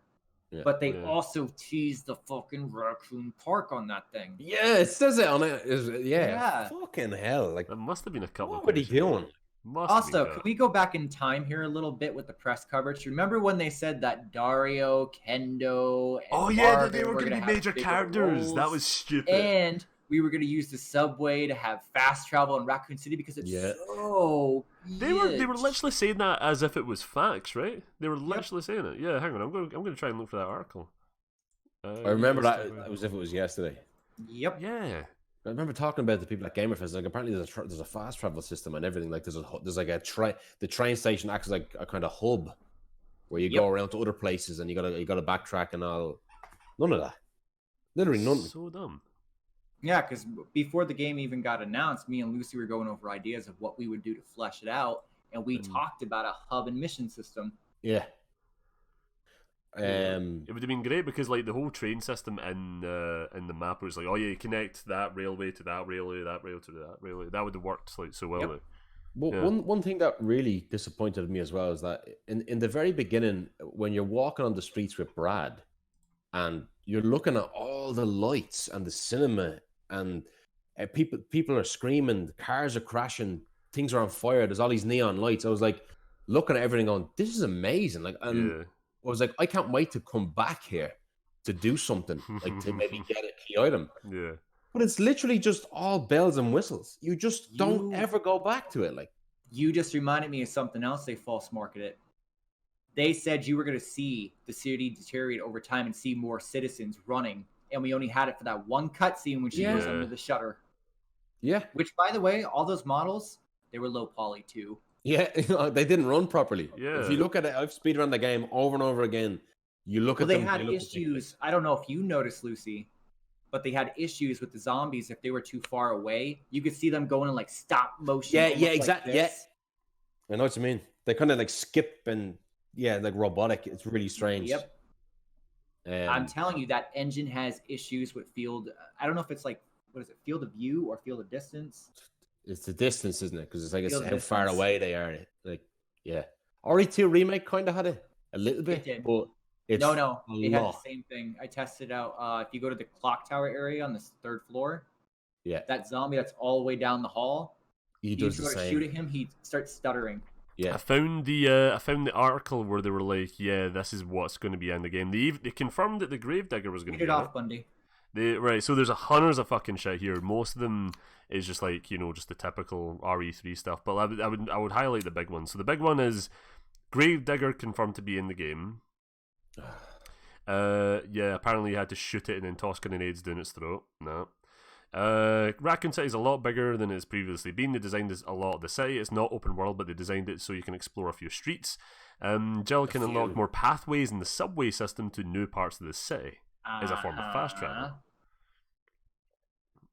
I remember all that. Yeah. And it's just, that's not what we got. No. Nope. And this is horrible when you can literally pull all this up and just pinpoint exactly what either they cut this was out. The official Xbox magazine. You say this. Oh, see, that makes me wary though, because they're the ones that said Nemesis would be able to break into save rooms. Remember? That was them. Yeah. Yeah. But then again, they weren't entirely wrong in that, because See this save room. See when you water down the fire and you go in, and just before you see what's his name? Shoot the guy on the ground. What's his name? Nikolai shoots. Yeah. So see that little room there. Apparently, Nemesis can actually go into that one. He never came in there. I mean, yeah, there was a photo. There was a photo in a review, and they were like, we've seen the rumors of like, oh, you can go into rooms, but there's there's save rooms where see how there's like an abundance of save rooms everywhere. Yeah. For some reason, like rooms like that, you could break into on like a higher difficulty. Apparently, according to this review, but that might be true. I know on the higher difficulties, they actually get rid of some of the save rooms. Yeah. Inferno. I heard Inferno does a few weird things with the progression of it. Inferno's the one that gets rid of the save rooms. Yeah. Like not all of them, but they space them out more wide. Yeah. If it was up to me, I would have been the mad bastard that unlinked the item boxes too. Yeah, that'd be fun. Yeah. See, I was wondering because when I was playing it, that's actually one of the gripes. I know it's a bit of a weird one, but like there is too many save rooms. Like when I was playing hardcore, I was like, there's a save room literally every 2 minutes, and there's no ink ribbons in hardcore. Yeah. The fuck? What are you thinking? Like, there's no jeopardy of dying in like you just die and you're back into the game like that. Like, moments later because I just want to go on par and say that the intro that you and I wrote was way better than what they gave us. Which one was that? Remember when I came up with that thing where you could actually explore the her with the apartment, chain, and then you have a mission to go out and actually find Dario's daughter or not. But if you did, he would give you something for it. Missions. Oh man, yeah, that would have been way better. Like I haven't had a thing where you could have a chain like the deleted chain from RE3. You could actually chain up certain parts of the city, and it would affect, your playstyle. If you would come back, you would either have zombies overrunning a different part of the city because you closed the one part off. Yeah. Nope. Why is that? It's so depressing talking about what it could. Why aren't they thinking like that? Like they need to be. Like they needed to think. I'm telling you, they had that 1 year and they just fucking chopped most shit out. Like maybe like Kendo and all that weren't meant to be big things, but they just got like cut. I talked to Bundy about this before. I want to see what you feel about this, Lucy. When you get to Clock Tower and Jill gets infected, doesn't it feel like in those scenes, it feels like they chop certain things out and it feels like it's flash forwarding too much? Yeah. Like when she dropped right after the Clock Tower and then we fight, she's on the ground and then you see Carlos coming through this like gate. Yep. It looks like it's another area it's leading into or something. Yeah. But it's not. And it just modders out there, use the wall hack, see what's out there. Yeah. I'd be interested to see what they did because you just said earlier that they have a part. Yep, the hospital outside is fully rendered. Yeah. And didn't they like? I remember seeing images of there's a room in the original right before the Gravedigger fight in the park where you have to. There's a fireplace and you got to burn it to crawl through it, and then there's like a radio where station. you use the pipe. Yeah, to knock it down. I remember seeing an image on Twitter of like. It was like a resistance map where there was all like a load of dummies around, and that got me excited because I was like, that clearly looks like one of those rooms, like one of those kind of cabin rooms in the park. And I got so excited then, and it makes me, and obviously wasn't in there, but it makes me like maybe they did have areas that they just didn't use for some fucking reason. I don't know. Usually I wouldn't call that shit out, but the way the pacing feels so off near the end, like once you get to the hospital, it just feels like something was cut in there or they rushed the cutscenes. Like it, when movies like do the back and forth thing and they try to like do it very quickly. Yeah. That's what it felt like. Yeah. Yeah. Like I would have preferred a short, like I would have preferred if they left out the whole defend Jill part in the hospital and then added maybe even a small Clock Tower section even. Yeah. I would have preferred that. Or even the park. Or the park, yeah. They could honestly patch the game right now to make it where instead of using her lockpick to get into the labs, you would have to go to the park to find the correct key instead. Yeah, see what would be like just going back to the talking about the Clock Tower and bit. It's like see Yeah, but just before like cuts, when like Carlos like picks up Jill, you would enter like another gameplay sequence of you going through the clock tower, and then you're like, okay, Jill, like I'm getting you to the hospital, but this place is fucking weird. Like we just put you down here. There's like locked doors fucking everywhere. And, like I need to like unlock the path to go there. Like that would add like an extra half hour, 40 minutes. Had fucking Carlos like leave the hospital after Tyrone takes care. You know the part where Tyrone is watching over Jill, and it seems like it. So much time passes. What happened in between there? They could have had Carlos go to the fucking park. So exactly. Also, I just want to say, Carlos going to the RPD completely ruined Brad's death. It would have been more impactful if Jill was there. I have to agree with that. my you know, my initial reaction to it was like, oh, I think that's kind of cool. Like he's a zombie, and it's kind of. But then I was thinking, well, hang on. It would have been so much better if Nemesis just fucking killed him the way he did in the original. And why didn't they do that in RE2? Like, if he was going to be a zombie, why wasn't he not in RE2? Like, that would have been better if they put him in RE2. It was also very anticlimactic with the bombing in the shower. I always said to Bundy, I always expected Jill to go through the RPD, and when she's being chased, Nemesis, that's where he makes his appearance by smashing through the shower. There's also, see, the thing is, like, what was it?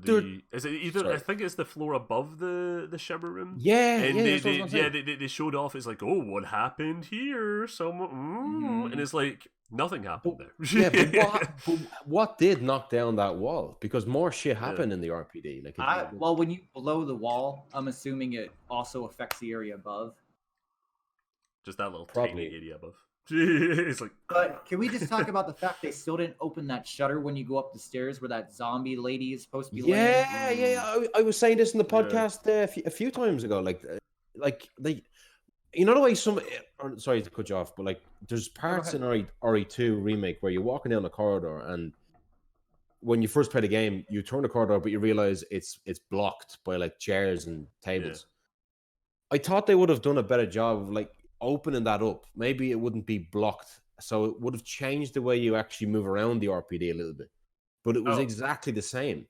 I will say, though, Carlos had the best line in the RPD. He said exactly what I was thinking when you click on the door. Oh, what a weird fucking door. That was funny. Yeah, I like that. It's weird that there wasn't more... Yeah, because they even teased... Was it Marvin? No, not Marvin. What's his name? They teased Marvin and they teased Kendo. Yeah, but Marvin was like teased in the trailer. He actually had a scene with someone. Yep. Yeah. It was the same one though, wasn't it? He's pointing a gun and he's looking like surprised, isn't it? Because don't you like how the entire Marvin thing is actually in the trailer? Yeah. And Kendo, like Kendo had 5 lines and they made it up to be this big thing. Like Dario's gonna have a bigger role. You're gonna do stuff for him. Kendo's gonna have a bigger role. You're gonna find out more about him. Marvin, no, Marvin fucking. He's out. Sure, all of that was probably planned, but they just cut it. Like, yearly release cut. Remember, me and AJ were talking there a few minutes ago about I call it the donut area. That whole place. That was a really good area. I thought there was shops to go into. There was the pharmacy. You got to get a bolt cutters to go into different shops. Go into the toy shop. But one thing about the original Resident Evil 3, remember we had to start the train. You had to get the train up and running in the original. Mm-hmm. There's so much to do in the original. Like you got to get 4 key items to actually get it going. Not only that, but you got to get other key items to unlock different parts of the city. Like you got to get this battery to use the elevator. Cuts, Lucy. They cut City Hall. They cut the gas station. We don't see the actual gas station. It's a fucking cutscene. It's a cutscene. Yeah, exactly. They cut the newspaper office. Yeah. And they cut the building where you go upstairs and you find one of the gems when you use the fire shutter, open the shutter and you go upwards. Yeah, I know what you mean. They cut the restaurant. Yeah. Like that's the thing about in this one, it was like there's no you gotta just put the power on and do a puzzle and that's it. Mm-hmm. That's what you have to do, and you gotta pick up a hose. And the bolt cutters is only used on one door. That's mandatory. You know what really sucks, Lucy? If you go into the pharmacy, you actually see the oil. Do you actually? For fuck's sake, man! It's even in the same bottle that they used in the original game, and I was like, okay, maybe we come back later, we pick up the what? Nope. Yeah. Like when I first played it, I was like, okay, maybe this does get better because I heard the train acts as some sort of a hub to other areas. That would have maybe been okay then, but it wasn't. It was literally just move. It was so. Everything about the game felt so disconnected. It almost felt like it was chapter based. Especially when you get to the lab, it just comes out of nowhere. Yeah, it's just there. Yeah. I will say I like the lab in 3 better than 2, but yeah, the transition, we've been there and done that. Transition's fucking weird. It was just it comes back to what I was saying earlier about the pacing. It just falls apart when you get to the clock tower fight. Yeah. Also, I guessed it correctly. I told Lucy before we were not going to come to the RPD from the front. It was going to be the fucking back. I just didn't know how we were getting back there. Yeah. Like, well, this is a cop out. Hello, fire station. Actually, there's a funny thing about the RPD that I didn't know you could actually do. But you know when you go in with Tyrell as Carlos, with it's like a graveyard you walk into, and then it's cutscene and it's Marvin and Brad, and then you got to shoot Brad and you go in. You can actually go back out that way and then go under the stairs to the room where the B scenario courtyard is in RE2. And it's funny, like Carlos looks at a picture of Brad after killing him and he's like, sorry, poster boy. I didn't know that about it. That was actually there's a couple of little Easter eggs I don't think you know about. Like if you shoot Dario's can, he starts yelling, "Stop it! My brother's a lawyer!" You can shoot the dartboard in the stars room with Carlos and he yells about getting a bullseye. Yeah. Like there's little things they tried. Yeah. But there's just so much cut out. See, I feel like whoever directed the project, I feel like he just went around to everyone's stations and then someone was like, "Hey, we're working on the part. Oh, look, this bit is so cool. Look, the best bit is so cool." And then the director's like, yeah. And like the QTEs as well.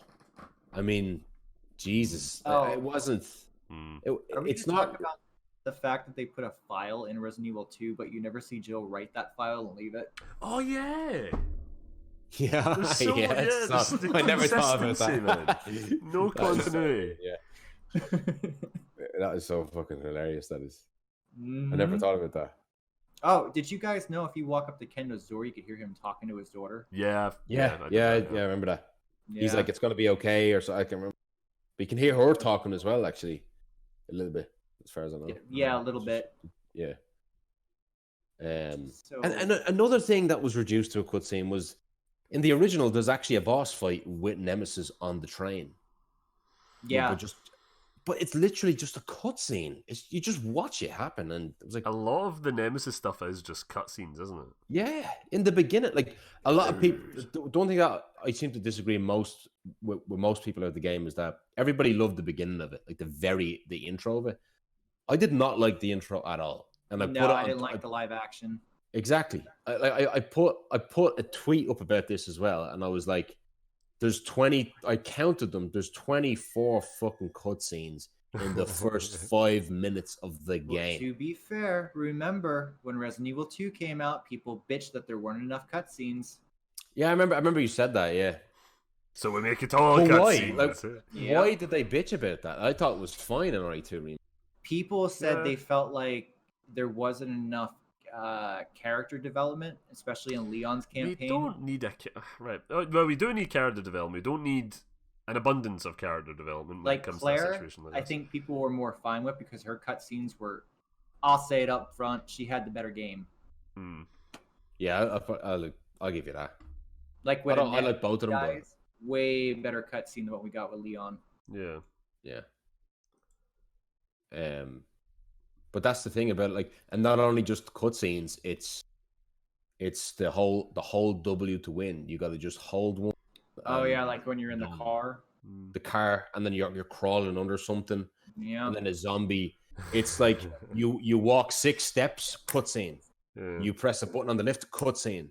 You walk more, cutscene with a helicopter blown up. Cutscene. It's so interruptive. Like I feel like they're falling back into that trap that gamers gamers are finally waking the fuck up and they're realizing they don't want this QuickTime bullshit anymore. They want to be in control 24/7. Yeah. And Capcom well, not even Capcom. I mean, Capcom's funding it, but they didn't develop it. But whoever this company is, they fell into this trap that Resident Evil 6 gave us. Not as bad, but as soon as I saw those QuickTime buttons pop up, my fucking eyes almost rolled out of my sockets. Oh, God. Yeah. It's not, like you said, it's not half as bad as Resident Evil 6, but it's there. It reminded me, actually, you know, it's much like Dead Rising when a zombie lunges on you and you're like, you know, and you just have to mash it or whatever to shove them off you. We didn't even need that button. Everybody, when they get grabbed anyway, they start mashing. Yeah, just to start wiggling. Yeah. You start to play Resident Evil 6, you hammer the buttons and wiggle the sticks. Well, one thing that I did like, though, a bit, I'm oddly going back to things I like, but I actually kind of like the way when you fought Nemesis on the streets, he dropped items. Mm-hmm. I like that about it, that little kind of detail about it. He did, yeah. Now, I don't know if it was just on hardcore, because I played it on hardcore. And I don't know if it happens on standard. I don't even know if I shot him in hardcore. I think I just ran away from him. I know it was in stand. No, it was easy too. I tried assisted as well. Yeah. So yeah, you have to make him drop completely. Use a grenade. That's OP. Yeah, grenade is the best. Yeah. Like there's I think there's four crates you can get off him, and the one that I had, the one that I didn't get was the one where he has the rocket launcher, because it's very linear and you're meant to run, but you can actually go back and fight him with the shotgun, and you can fuck him up a bit, and then he drops, and you get another upgrade of a gun, or I think it might be ammo. I know about that one. I got the pistol upgrade, the shotgun shells, the flame rounds. I think he dropped, and a silencer. You can get a silencer as well. Yeah, so I got 4. Yeah, so I didn't get them all either. I just ran away from him. So did I. I was just like, it was a big I thought that was what you're meant to do, because he's shooting you, and he's a terrible shot as well. Yeah. Like I thought that, I don't know what it was. Like the missiles are coming at you really slowly, and you can see them coming, and they literally hit beside you, and there's no effect. Actually, I'm glad you brought up the controls. I have an issue with Resident Evil 3 when it comes to controls. When you go to reload. Oh, me too. Oh, AJ, man, AJ, I've been screaming this. Man, everybody keeps telling me I'm imagining it. I'm not. That fucking cunt won't reload. I have the same problem, man. You're mashing R, and it doesn't reload. Yep. It literally got me killed on a speedrun at the end of the game. Let me explain it better for Bundy. I've never seen it. Say you have like a couple of... You shoot a bullet, and then you go to reload. You push the square button right away. If she won't do it, you have to hit it again. There's input lag. Yeah, exactly. That's strange. I never noticed it. It's even worse with the grenade launcher, I find. Because not only is that bad with the grenade launcher, but the fire rate is so bad that you can actually, if you start reloading your grenade launcher, right? If you just start doing it, you can manipulate it by pressing 1 to go back to your shotgun or handgun, and then directly go back, and it's fully reloaded. You can do it on like 6 shots. Yeah. Little things as well, like you can't pick up items easy as you could in RE2. No, you have to get over them. Yeah, really close, and point the camera directly at it. Whereas in RE2, you just brush by and you just pick it up easier, I find. Could we also talk about the fact they still don't know how to separate the fucking aiming reticle from the button prompts? If you turn off the fucking HUD, you still lose your reticle. Oh, for God's sake. Yeah. I'm so shocked at how different it feels. There's a slippery feeling to the gameplay. Mm-hmm. You know, one thing that annoys me as well, the aim is fucked. Like I don't particularly enjoy shitting all over the game, right? But this was one thing I really just don't like. They changed from RE2. In RE2, when you're aiming, you're locked in. You're aiming. No matter what other button you press, you are locked in and you're engaged in combat, right? In RE3, when you aim in this game, and sometimes when an enemy comes at you and you panic, you kind of press the shift button or the run button. It cancels out your aim, and you run into an enemy or away. Exactly what you're talking about. Really? It got me killed so many times. My buddy Shark was streaming in the game, and he kept yelling about how every time he would just press a button while aiming, the character would run backwards or right into the enemy. Fuck. Yeah. Dang. Yep. Maybe it's a PC thing. I don't know about console. No. We both played on console. Jesus, man. I think that's really bad. I didn't have any of these issues. And that's the best part, because Shark wasn't even trying. He was just trying to play, I guess, how he was playing with Resident Evil 2. Yeah. It will happen if you speedrun the game. It will happen because there's a lot of points where you're panicking and you do things quick and be ahead of time and all. Listen, I remember watching your stream, and I brought it up earlier where I was like, I quite like the new like UI like menu system, but then I remember in a stream you said you didn't like it. Did I? I mean, you were trying to like get something. I don't. Like, this fucking UI, man. I don't like not necessarily the way it looks, but the way there's like again input lag. Like in Resident Evil 2, if I press tab and then I press down immediately, it's like it goes to the bottom, and I select like a herb or something, and I just instantly heal. In this, if I press it, nothing happens. I gotta wait for like another second, an added second. So I just use my mouse to do it, and nobody likes using their mouse for the inventory if you're a speedrunner, I guess, because it slows things down. And it's all about. I don't know if that makes sense, but yeah, exactly. Can't stop rolling. No, I get what you're saying, though, buddy. I like the UI too. Yeah. It was more bold. Although, like, I would have preferred their original like concept art for RE2. Remember that one? Oh, I remember. That was just. Am I cutting out here? Am I? Yeah, you're lagging. Yeah. Is it? Sorry. What the fuck is going on? Never mind. It's all good. It's all good, man. You're fine. You'll catch back up. Yeah. Just Irish internet, man. Irish internet. It's all good. It's just the lockdown getting to you. The shticks. The shticks. But yeah, like, see, for me, I don't like. I can't like go like I can't really name any of those sort of issues because I don't really remember the original game too well, so I can't be like, oh, I don't like fucking they did this wrong, or they missed this idea, because I can't really remember, except for, like I said to you, like I remember a little bit of the clock tower, I think at the top of the clock tower or something like that. But I didn't remember any of them. But I just found it just felt like the Nemi dog and shit like that.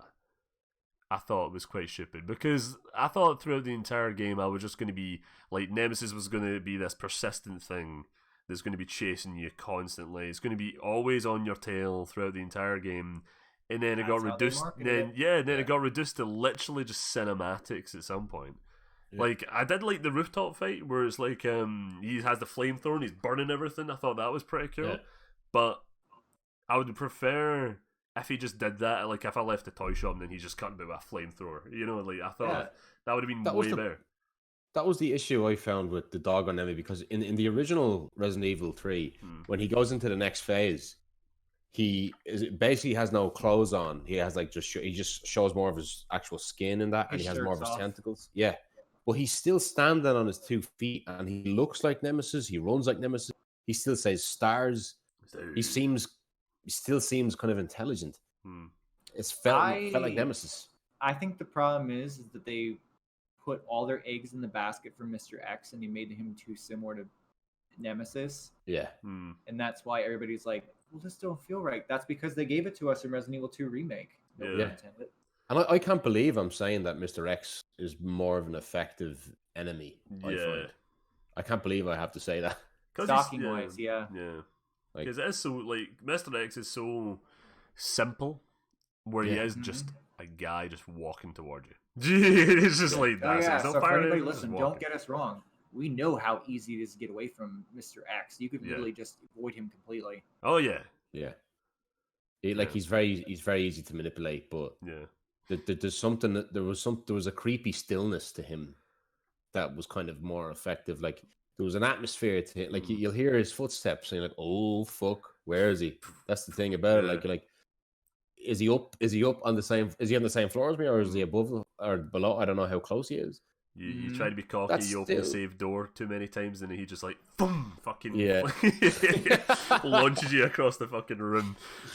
Yeah. It's like, cocky. I was actually expecting Nemesis to have an Easter egg like that, when you would open a save door and he would just grab you with his tentacle and pull you out of the save room. That'd be great. Yeah.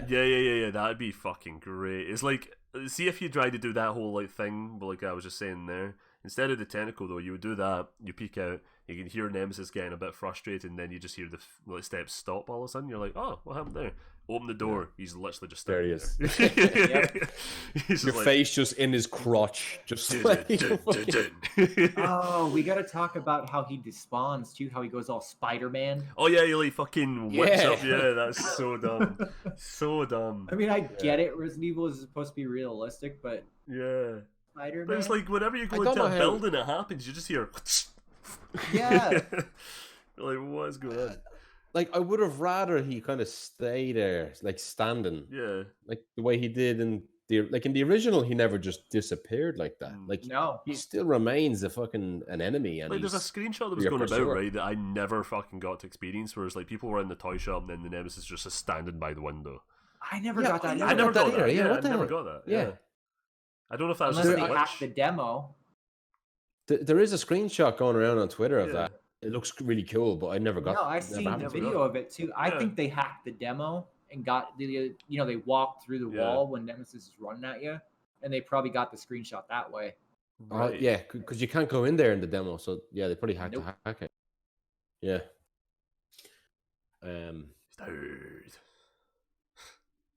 Yeah, but Lucy's right. He was he would constantly be on your tail in the original one. You could get so far away from him, and eventually you hear him like stars, and the music stops. Yeah, exactly. That's how you lost him. You didn't, he didn't just Spider-Man out. You would actually have to lose him.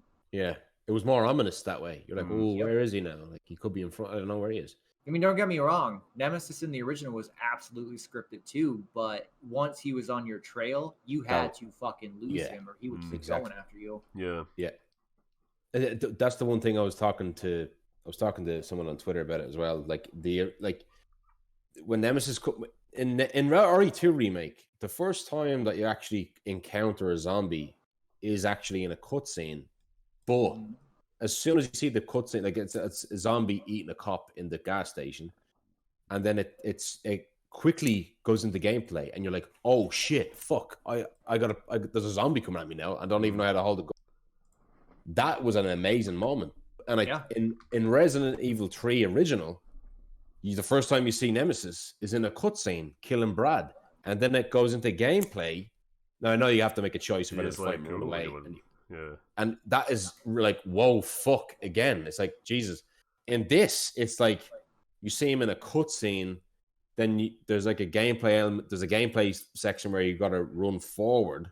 Then it's interrupted by another cutscene, and it doesn't feel like you're actually the one dealing with him. No, it feels like you're just watching it. Jill's dealing with him. I think they introduced him way too fucking quickly. Yeah, that intro. Yeah. I'll say it. I have no shame. Mine was better. There was no tension. He's just bang. There he is. Like, imagine. Like, I liked in the hospital where you're like, right, I know there's hunters in here. That's why I'm a little bit fucking nervous. But there was nothing like that with Nemesis. Nope. It's weird how like hunters are more terrifying than fucking Nemesis. Hunters did scare me more than Nemesis. Yeah, they did. Especially the ones that could one hit you. Oh, yeah. God. No matter what your health is, they can slash your throat and that's it. Yeah. Oh no, the other one. Oh yeah, the gammas, Nom. They look really creepy. I thought they were really well. Yeah, I like them. I'm not gonna lie, I laughed when I found the file where it was basically like a love letter from the person working on the Gamma Hunters. Oh yeah, that was so funny to read. Yeah, it reminded me so much of something that Alex Wesker from Revelations 2 would say. Yeah. My darlings. That was the one where he said like heat is its weakness, isn't it? So that's how you know too. But then you don't encounter them after that. It's just one time in that fucking wee lab bit, and then that's it. Yeah, that's it. But then you just run by him. Like you don't even. He's not even an issue. Not even an issue. Yeah.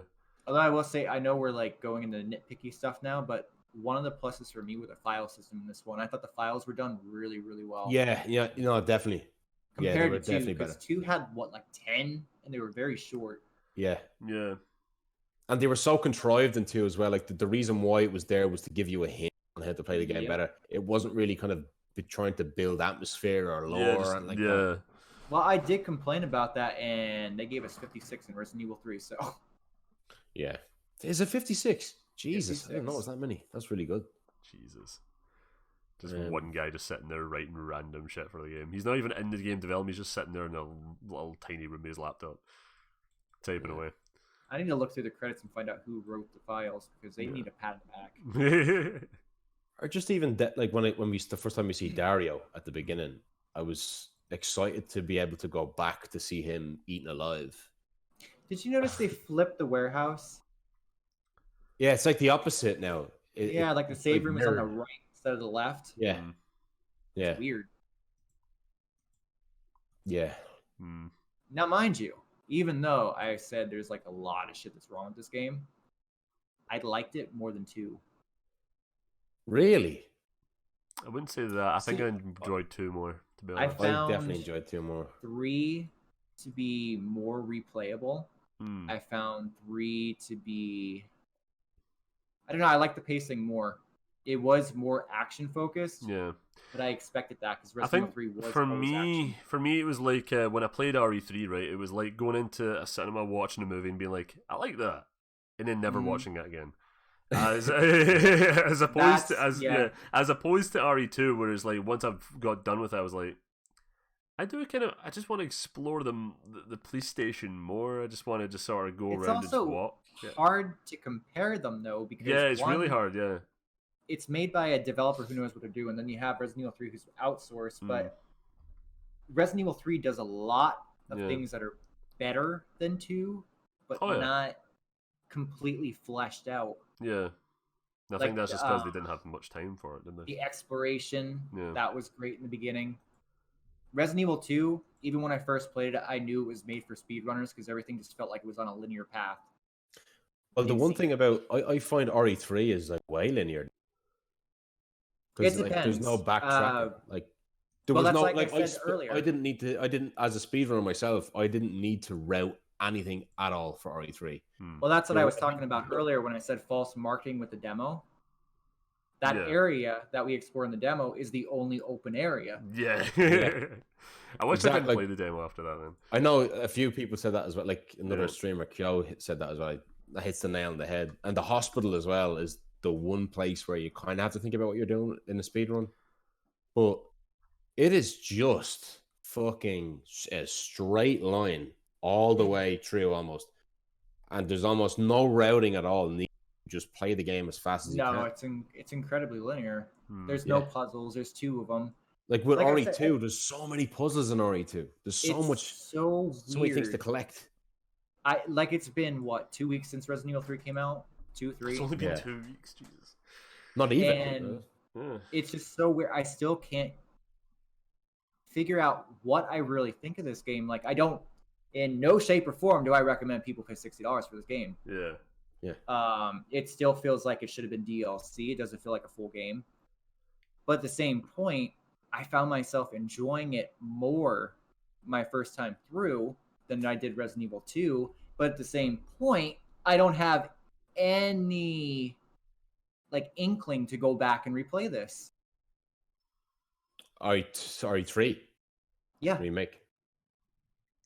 I feel the same way. Like the thing is, like I keep saying it's like, oh yeah, I'll go back and play like Nightmare, but I actually feel bad for saying it because I do love RE so much, but I really cannot be arsed going back and playing this game. I still think it should have came out next year. Yeah, for some reason, just for me, it's like it is a one and done sort of game for me. Whereas I played it and then I'm like, okay, I'll just move on from here. Instead of with every other RE game, I'm always like, I want to immediately go back to this. Well, that's what I was trying to get across earlier too. Resident Evil 3 has more unlockables than Resident Evil 2 did, so the replayability is there to fuck around with that and get your points to unlock them. Yeah. But at the same point, they also cut mercenary mode. Yeah. With replayability, right? I know it's there and it's for people who love this game, but even then, with that replayability, I just don't care. I don't know why. I just don't care. For replayability purposes, I don't really like. How do I say this? I'm not really crazy about unlocking things. I would have rather have had a game where there's a big open expanding world where you can go and explore things and do different things and have different scenarios and have things play out differently, have choices, maybe different endings and stuff. Because I know the original had different endings and different choices, and like I was saying there earlier about the beginning, like where you explore the streets with Brad, and I was so excited. I was like, this looks amazing. Just to go back to that and like solve things and meet new people and new characters and expand. And you know what? You kind of hit the nail on the head though, because now that you say that, it's repeating itself over and over and over with each new character you meet. When you meet Brad, you're with him for 2 minutes. When you meet Kendo, you're with him for 2 minutes. When you meet Marvin, he's gone in 30 seconds. Yeah. It's like a tour of Resident Evil. Yeah. It's like, there's this, there's this. Move on. Come on, we got to go. I seriously don't know if I love this game or if I'm in the middle of it. Like, I enjoyed it, but again, I feel gypped out. I don't think it was worth $60. Yeah, I definitely don't like the game. There's things I like about it, but my dislikes to it outweigh my likes. Yeah, I just don't like the game, and it's this heartbreaking. This is the most mixed I've been on a Resident Evil game since I played 4 and 6. Yeah, 6. Really? Well, okay, we all hate that. Well, no, that's probably why you like you. Because I know this one has similarities to 6, oddly enough. The way it is more action-packed and QTEs and dodges and... whatnot. But I still felt like even though this had action elements, they still found the right balance. Yeah. The tone of it is fine, I find. It's not... I don't think it's too goofy or too serious. I think it's fine, like the tone of it. Oh, let's just say it straight up. They embraced that cheese, and I loved it. They knew what they were going for, definitely. They were like, fuck it, let's just fully just dive ourselves into that. Or what did you think of Carlos? What did you think of Carlos's different move set? He had like a falcon punch. Yeah. Oh, I didn't like that. I didn't use that. No, I didn't use that much. I got too used to using Jill's dodge mechanic, so when I finally swapped to Carlos, I tried to get used to his again. And then when I swapped back to Jill, it was like, Yeah, so it literally requires different timing. I've played a lot of it, I've practiced it a lot for doing better in speedruns. You can get fucked up too, because I watched Shark play it, and he went to hit the enemy, and he accidentally flipped his analog stick. Instead of hitting the enemy, Carlos turned around at the camera and hit towards Shark. What the hell? Yeah. Like, I find it easier to punch the hunters than the zombies. The zombies are harder to punch, I find. The hunters, if you just run up to them, wait about a second, and then bang, you punch them, and he's like Chris Redfield across the room. Well, with the zombies, the hitbox is different. Most people rely on the arms about to touch you. Yeah. It's not the arms, it's the stomach. When the stomach gets close to you, then you're supposed to dodge. The zombies, even their lunge, they're more aggressive in this one. RE2, which I kind of liked. They're a bit more aggressive. I'm telling you right now, man. No. I've speedrun the fuck out of this game, and those zombies are different. They're way different. I'll show you a clip. I can show you a clip. I'm running out of the place where you pick up the hose, right? The zombie literally has his back to me, and he's looking into a car, and I'm like, I'm fine. And I have put in hundreds and hundreds and hundreds and hundreds and hundreds of hours in Resident Evil 2. I know a zombie cannot grab you from that distance, and he just goes, "What?" And he just fucking grabs me. I'm like, what? At the end of the run, it's done. I swear to God. It's weird because when you swap from like the streets to RPD, it feels like the zombies become more aggressive in a sense, and it felt more like Resident Evil 2. But when you leave again, they get dumbed down again. Well, that's the DA. Really fucking weird. If you lower if the DA is really high, which if the DA starts off, I think, at 4 on standard, but if you start playing it on hardcore, it begins at fucking 8, which is basically the end of the game of the standard difficulty. And that's why all the zombies on the A8 double lunge. So if they miss you, they go for you again immediately. Yeah. And it's a longer distance they can go by. But oh man, and those pale heads are way faster as well. They literally just fucking they like fucking start to stutter and then like wiggle their way toward you. I immediately just use a flame round, they die. I don't give them the chance. I didn't even know you could kill them after. Like, I just. Oh yeah, there was a document saying it's like, oh, if you have a high-powered weapon, I'm like, okay, I'm just gonna use all my Mag 7 rounds because the gun's useless at this point anyway. So but to be fair, all you gotta do is shoot them in the head with a magnum, and they're dead. Yeah. Well, what did you think of the last boss fight? On normal and assisted and hardcore, I thought it was fine. On nightmare, oh my god, nightmare. no way! I couldn't believe that. Yeah, I couldn't believe it. You literally get stun locked if you cannot perfect the dodge. Yeah. What? Like, I don't like that design. That, but actually, I have been wasting my points and bought the fucking dodging thing because it makes dodging easier. Still can't do it. Lucy, see when you were doing that, I think like I woke up the next day for your 24-hour stream and I'm like, I cannot wait to see Lucy. He's gonna be shattered. And you were in that boss fight in nightmare mode, and you're like, I've died 11 times. It's just like I hate it. Man. It was just I was about 22 hours into the stream, and I had not slept, and I was on the hardest mode. I was on nightmare. I haven't even tried Inferno. I don't even know what the difference is. But fuck that last boss fight. But the one thing about the one kind of silly thing about the boss fight is that your handgun is the best. Yeah, the burst handgun. The burst handgun is the best, and your Magnum. At that point, you don't even have enough ammo for it. I didn't have enough. The Magnum. The grenade launcher doesn't go that far. That's what I was saying earlier with the Magnum just being kind of pointless, to be honest, except for the paleheads. Yeah.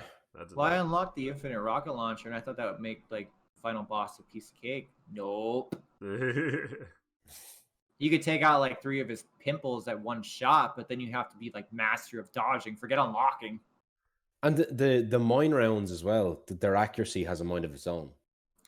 You know what? Like, I was actually kind of happy they cut out the mine thrower and they replaced it with mine rounds because I don't know. I always hated the mine thrower for some reason, but with the mine rounds, I did have pinpoint accuracy of where, like when Nemesis is running across the buildings, you always knew to knock them down with the right place thing.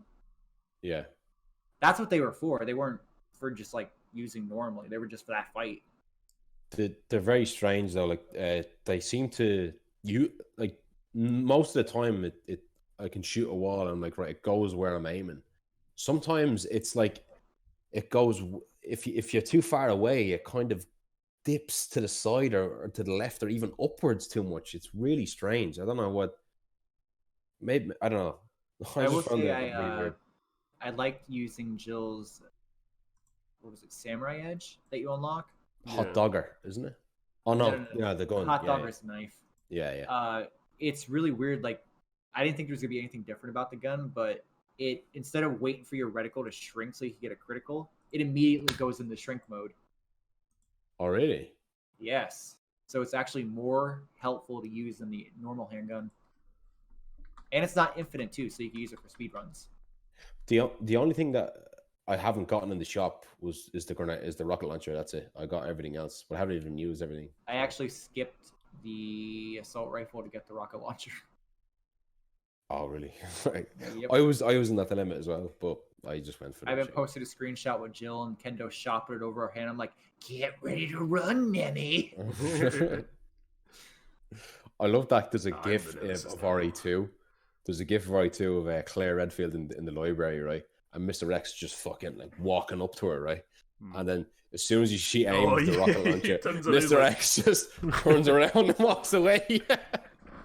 But it was clearly just like an AI bug or something. Yeah. It was funny looking. Well, that's okay. My first time playing Resident Evil 2, I remember he first spawned, and I was coming out the door where you get the emblem, like right above the waiting room when you enter the RPD.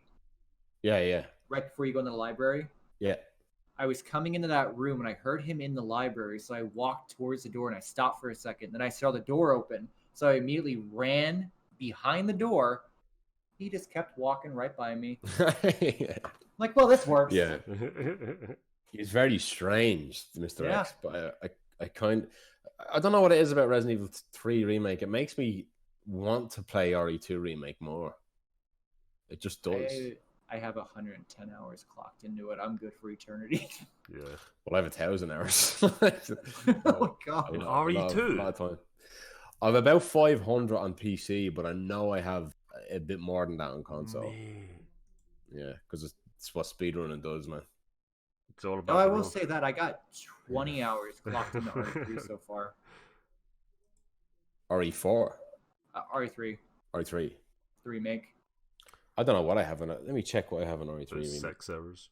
I have. Well, it's weird with Resident Evil 3 because when you beat it, it has your rank, but then it has at the very top total time played together. Yeah. Yeah, that's so strange. I don't know why they. I mean, I have 97 hours on RE3. Whew. Yeah. And Are you then on going to RE2. continue speedrunning the game? Yeah. For now. I actually got a PB today that I was really happy about. Even though you said you didn't like it. Yeah, yeah. Let me just say a few things. Yeah. The leaderboards aren't out yet, and they will be coming out on April 19th because to get into speedrunning talk, there's actually a really weird thing with the IGT in this game that hasn't really been fixed since the demo. I think we spoke about this, didn't we? About even before the game even starts, it's at like 0.06. Yeah. The IGT, it's kind of broken. So if you have better specs, it won't. Remember in RE2 where it has the knife FPS meme where you could just like fucking do so much damage to the bosses. That's not the problem anymore. The problem is that the game actually runs way faster. In like you can go if the higher your frame rate is, you're actually at a way better advantage because the game gets played quicker a little bit. So they're actually thinking of judging the game in real time instead of IGT, which is kind of like RE4, which RE4 had like a load. It was RTA with load times basically, which would be similar to that because this is kind of broken up almost in chapters as well. Yeah. But yeah, I don't know where that came from, but it's just a weird thing with the game. It's kind of the IGT seems a little broken. It's weird. Right. Do you want IGT? I'll give you IGT. Yeah, I was literally just looking at your hours there, Lucy, on Steam. I was like, Yeah, what's it? It's like nearly 500 for RE2. 427 for RE2, 99 hours for RE3, nearly 100. That says 97 for me on RE3. I don't know. Oh, was that the demo as well? Probably. It's adding. I don't know. Possibly. Put 90 hours into the demo. You also have 13 hours on Daymare 1998, which is also coming to PS4 soon. Damn, man. Yeah, me and Lucy had a big conversation about that game. Yeah. Oh, God. Wait, that was fun. I love talking about that. I actually have like a meme in my channel like that. I just always bring it up like Daymare 2. I love that podcast me and you did. Lucy just does too by ourselves, and it was like the first hour. But it was like a 3 hour long podcast. The first hour was just I just sat here and I'm like, talk about Daymare. I just sat back. Oh man. It's like, but in fairness, AJ was like on. Yeah. Before it even came out, you're like, this game is just gonna be trash. It's gonna be terrible. Like, and you were dead fucking right. Like, but I wanted something different to Resident Evil. Yeah, but it was Resident Evil, just a shitty version of Resident Evil. Yeah, it was Operation Raccoon City. Yeah. Yeah. Like, yeah. how about we take Resident Evil? And not call it Resident Evil. Not to mention how much they milk the fact that Capcom invited them to their thing. I don't know how many times they post about it. Like, they're not going to screw you. Actually, listen, I'm having an interesting time on your Steam. I'm like, there's a bunch. It's basically what I want from my wish list. Actually, there's just a bunch of horror games I've not played yet. That I've played. Yeah, Man of Medan not played. Beast Inside you played 7 hours of. Never played that. Song of Horror still not played. The Beast Inside is okay. Like the first half of it is really effective, but after that it kind of gets into like you get a gun and stuff, and it's kind of strange. I don't know. Oh right. Yeah, I went for Song of Horror to come to PS4. Yeah, Song of Horror is great. Yeah, I thought it was really good. I'm wanting to pick it up, but I don't know if all the episodes are out yet. So they are. Devotion. They are. Have you played the game Devotion, the band game Devotion? Like 3 oh, hours that's the one where it's like the fucking they were taking the mick at the Chinese president or something, weren't they? Yeah. No, not played They were calling him, what was it? Pooh. Who? The bear? Yeah. Pooh? I don't remember. Pooh? What I have a lot of time in Sekiro. Mate, you can't even hang on, you can't even get the Steam page of Devotion. Yeah, it's banned, but it's in my library. Weirdly enough. Yeah, I'm just like I was trying to click on the Steam page through your library. I'm like, why does it keep taking me back to the main page? Once something is added to your library, it's always tied to your account. They just shut the store page down. Mate, what? Why? That's stupid. There's an install option for me, but I don't know if it can work. It will. It will work. Yeah. Yeah, Alan Wake was pulled from the store for like 2 years, and it always reinstalled for me. Yeah, there's a few games that are unavailable everywhere else, but if you have in your library, you can still install it. PT, unfortunately, is not one of them. So I put 13 hours into Daymare. Ew. I can't believe that. 13. That's 13 hours you could have put in a RE2 remake. Yeah. Jesus, man. I seen you play Layers of Fear 2. You fucking hated that shit, didn't you? Layers of Fear 2. Yeah, I was disappointed. Yeah, that was the bottom. How did you hang on? How did you find Layers of Fear? What was that? You know what? Yeah, I watched you play Layers of Fear 2 because I got a bunch of clips of you, like when the merry-go-round thing happened. Oh yeah, I gotta like it's jump scare bait. It's a lot of jump scares basically. Yeah, Lucy was just walking down a hallway and all you hear is, "Oh my Jesus Christ!" Oh yeah, they are a bit of a guilty pleasure. How did you find Visage? Let's see. Visage. How many? You got nearly 13 hours in that. Yeah, like it's not fully made yet though. No, it's like it's not actually made yet. But what I did play, it's probably the closest thing to PT, I would say. But it's not a full game, so it doesn't really feel like a full experience to me. Yeah. Well, we probably should close off about Resident Evil 3 before we go into other games. I know, yeah, I was going to say. So, like, overall thoughts on Resident Evil 3 then? Final thoughts? I think it's an alright game, but it's a one-go game for me, where it's like, I do not feel compelled to go back to it. Even though, Again, I'm going to say I'm mixed. Like, I like it better playability-wise than Resident Evil 2. I feel like it's just has more charm to it. Yeah. It caught my attention more, but to be honest, the original Resident Evil 3, I always found that better than 2 anyway, so it's probably just prejudice there. Yeah. That's actually funny you say that, because I feel the same about RE2. Like, I always preferred RE2 original, so that's probably a factor as to why I do prefer the well, RE2 on the weird remake. one, Lucy, remember, I like Resident Evil 1 Remake. I don't like the original, I like the remake. I like Code Veronica, and I like 3. And Revelations 2. I'm the oddball. Oh, but no, they're good games, though. They're good Resident. I like those as well. Like, well, I'm not really keen on Rev 2, but RE1 Remake is fantastic. People usually see, like, why. I like the challenge. Like, Remake is hard. Yeah. Code Veronica, people always bitch about the difficulty for that, but I love it.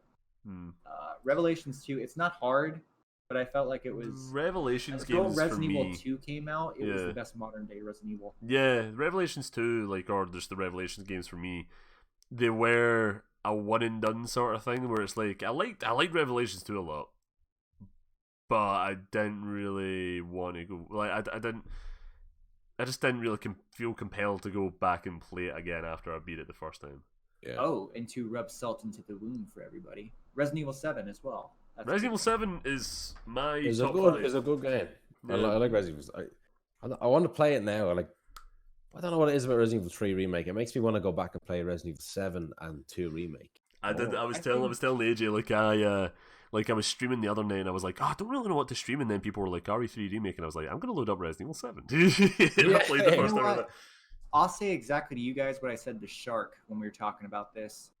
I liked Resident Evil 3, but while I was playing it, I felt nothing. I didn't get that wow factor that I did when I was playing Resident Evil 2. Yeah. Exactly. Yeah, there was like a shock factor to RE2. It was like, I can't believe I'm playing this game. Like, I can't believe Capcom did this. But with Resident Evil 3, like the entire way through, I was just like, and especially when I got to the clock tower part, I was like, I just want this to end. Yeah. I feel like that's what's going to be like with the remakes from now on, to be honest. Like, because like with RE2, right?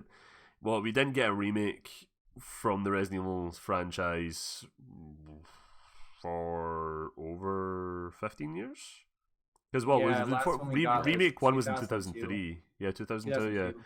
Yeah, like that time period. So it was like, oh wow, okay, like fucking remake. Oh, this is gonna be so cool. Like modern RE2, and then Oh, wow. RE3 is just 17 years. 17 years. Yeah, Wow. and then like you go from that to 1 year. Yeah, it's yeah, like I still think it would have been better if they waited an extra year. yeah, I needed time in the oven. Yeah. Yep.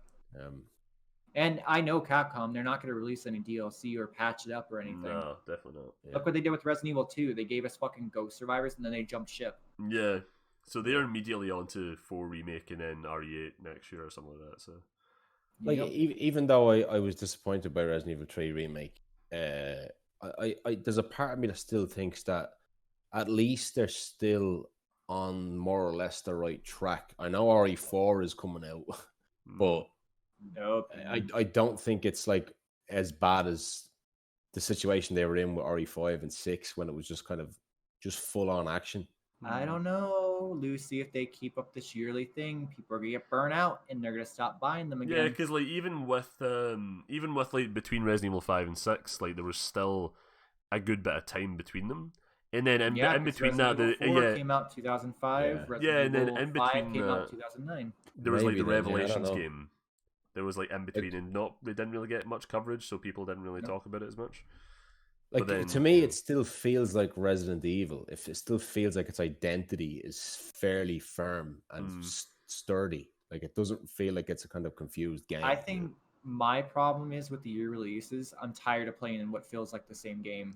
Yeah, I was actually just about to say that because like copy and paste.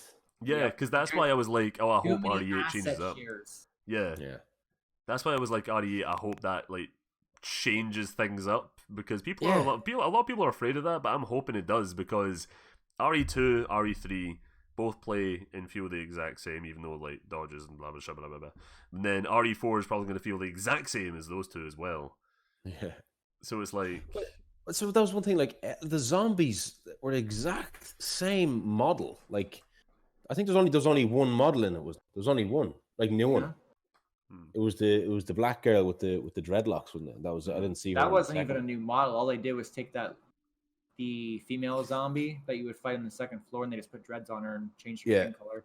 Yeah. Okay, so I'll sum my feelings up like this. As a game, it's good. Is it worth $60? Absolutely fucking not. Get it for $30. £15. It's a game that's worth £15. That price. I'll say this. Bang.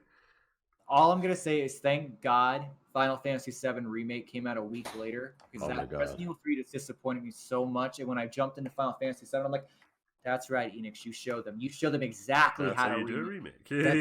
That's like game of the year. Like that. Yes, what other game is going to beat that? That's got to be game of the year. The thing is, like, what's game of the crazy, right? generation. What's crazy is that this is only like the first half of the year, and we don't even know what the second half's going to be. Well, we know like some titles like Last of Us and Cyberpunk and stuff like that. Cyberpunk, but like later half, I'm really curious what's going to come out in the later half. Really fucking. Well, because of the coronavirus, they might be pushing back a lot of the. Yeah. Gen might be pushed back as well. I don't know. Call of Duty's still going to make that fucking deadline. They don't give a shit. No, they already came out with Modern Warfare. Yeah, but they're making a new game this year, they're not? No. Oh, wait, I remember we had that conversation, didn't we? Yep, they don't want to do the yearly release because Modern Warfare is making bank, and they just released Modern Warfare 2 Remastered. Yeah, and then Warzone is just fucking, you know. It's pulling the people in who didn't buy it. Yeah. Hang on, But my closing words for RE3 Remake is ultimately I'm disappointed by it. Yeah. I prefer RE7. I prefer RE2 Remake. I think RE7 worked. I think RE2 Remake worked, although they're not perfect. But I don't think RE3 ultimately worked for me. There's things about it that I like. There's things about it. There's a lot that I don't like. It just feels like history kind of repeating itself, doesn't it? The original Resident Evil 3 wasn't really. It didn't do that well. Like, it got good reviews, but it was always in the middle with people, and it didn't sell that well either. Yeah, and there seems to be like a common theme now as well with people kind of get burned out on the later half of the game as well, and I don't really know how to fix that. It's just kind of a problem. I just feel like they give up halfway. Yeah, like I don't. It just becomes dull, and I don't know. The first half is always better than the second half. And seriously, did we need the sewer? Yeah, I mean, it's just I wouldn't mind it if it was all connected. Like the RPD in RE2 was connected to the sewers, and it was all you could backtrack. It felt big, and you could go outside, and everywhere in this game just feels disconnected. It's all just segments of just chapters. It may as well be chapters. And Raccoon City makes no sense either. Yeah, very little makes sense, man, in fucking Resident Evil. You never see the RPD when you're like at the radio tower or whatever, but magically you come out from behind it. Yeah. It really. Oh man, the more I talk about it, I feel weird about it. I feel like it hasn't. I feel as if that was an April Fool's joke or something. That wasn't real. Well, here's the thing. People always bitch about when you point out the negativities of a game, but you know what? I paid $60. Yeah, it's money, especially during the pandemic. Yeah, like money's tight, so you want more out of your experience. And I don't know, like people keep saying. See, the thing is, people keep saying it's like, oh, the length. It doesn't matter about the length. I'm like, if a AAA horror game is charging about £50, I'm expecting at least 7 or 8 hours. Yeah, First playthrough, 7 or 8 hours. I said the same, and people that come to its defense saying, well, you know, most RE games are short anyway, and they're meant to be replayed. Resident Evil 2 took me almost 9 hours my first playthrough. RE7 was 7 hours for me. Yeah. Like, that's the thing. There's short, and then there's too short. Yeah. And well, like I said, without even trying, I finished the fucking game in 58 minutes. There you go. Yeah. I can get it done in 51. Like, I'm just gonna say it again. Learn from Enix. They took their time. They took 5 years to make Final Fantasy VII Remake, and it paid off. Yeah, that isn't game of the year. That's game of the fucking generation. And didn't they cancel it like halfway through because they weren't? They outsourced it originally, like Capcom did, and then they said, you know what? Nope, this is too important. We got to bring it back in house, and we got to polish it up. And you know what? I got 40 hours out of that game, and I still have more to go. Yeah, that's only part one. Yep. Yeah. So RE4 Remake, can't wait. Amazing. I can't be arsed with remakes anymore, man. I'm sitting on the sidelines. Like people are fucking like when I put it on Twitter, it's like, can we stop with this remake? And then this guy's like, don't play it, and I'm like, I don't intend to, mate. I don't intend to buy it. I never said I fucking was. So how about you go fuck yourself, Ken? How about that? There was somebody who got butthurt when I said about Resident Evil 7 switching back to, or Resident Evil 8 switching back to first person. And I said that I'm going to, you know, I'm not even going to bitch about it. I'm going to speak with my wallet. And they're like, well, you don't have to play it. I'm like, that's what speak with your wallet means. That's what you said. Yeah, he's like, I'm not going to play it. I'm the same. Like, some people come and say, if you don't like it, don't play it. Well, fuck you, because I like Resident Evil and I want it to be a good game. Yeah. And I want to try and like it, and I want to try and find the golden nuggets in it that might be there. So just because see, I understand that, but there you go. Like you didn't like 7 in the beginning, then you really liked it. You liked it. And you know what? It was more so because of the community. Resident Evil has one of the worst communities out there. I don't care what anybody says. Oh yeah, they jump on bandwagons. They back each other up. You say anything negative about a Resident Evil game, you're trash to them. It's ridiculous. I hate this community. Yeah, definitely. Very. I have nothing to lose. I don't care. I'll say it. What did like? I haven't even seen. Have Raw made a review game? No idea. I don't follow anything they do. Yeah. Well, I avoid what they do because I usually don't want. I don't look at their tweets at all anymore because I don't want to know anything about. I don't even want to know anything about all these like rumors and stuff. I don't care. Like I want it to be a surprise, the way it was a surprise in the 90s. Yeah, you didn't know all this was happening. It's a good thing you brought that up. I think the leaks and these fucking YouTube channels and these fucking clickbait articles, they're the ones killing the hype for the games because they try to spoil everything before it comes out so they can get their money. See, that's why, like, see with RE3 Remake, I actually, yeah, AJ, I said that to you fucking, like, 2 weeks before it came out. I was like, I am not watching anything. I am trying to avoid as much as possible. But the thing is, the reason why I wanted to talk about the RE8 stuff and the 4 stuff now is because I could not avoid that on Twitter. Literally, I could, like, see the RE8 stuff? Could not avoid that on Twitter. I had to mute any mention of Capcom, RE3 in parentheses, Resident Evil 3, Resident Evil 3 Remake. I had to mute everything. I avoided YouTube for like a month. It's bad. Like, it's not even just like certain channels. There's so many sites on YouTube who will rush to get the biggest clickbait they can, and then they put the spoilers in the thumbnail. Yeah. Like an image of fucking Chris or something. Maybe I'm a bit of a hypocrite as well, because maybe I'm complicit in all this because I have tweeted as well about the news, but it's only because it's just fucking everywhere. And people asking me on Twitch, what do you think of these rumors? There's just no avoiding it. And I don't know. Maybe I'm wrong. Lucy, that's why I want to do like a podcast like this. So that means whenever someone does that, I'm like, just go watch that. There you are. Yeah. There's my thoughts. Hey, there's my thoughts. Stop fucking asking. Yeah. You know? But I don't. I actually want to touch on that again because you were right on there, Lucy, about how the hype wasn't there because everything was getting spoiled right before it came out. I even said to Bundy, watch, it's going to be the final month. They haven't been giving us media, and they're going to go fucking crazy. And they did. And it wasn't even more so Capcom. It was leaks coming out from the fucking magazines. And that's the thing about it. It's a particular genre, like horror, survival horror, that in particular needs to be kind of kept.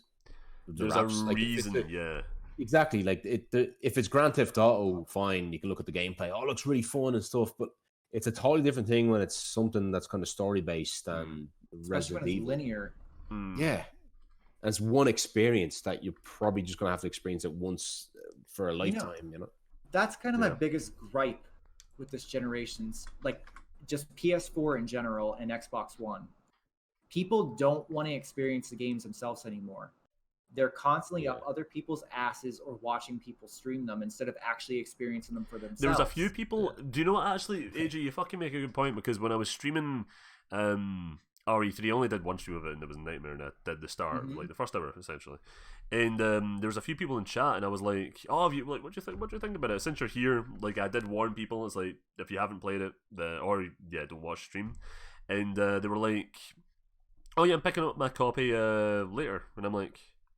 Or some people are just like, oh yeah, I haven't played it, but I intend to. And I'm like, don't watch the fucking stream then. Like, go. Yeah, exactly. Like, so why are you watching this? Like, I get you're here to support, but don't fucking watch because you're going to get spoiled. I actually had people yell at me because I didn't stream Resident Evil 3. I told them right out, if you want to experience the game, go out and buy it like I did.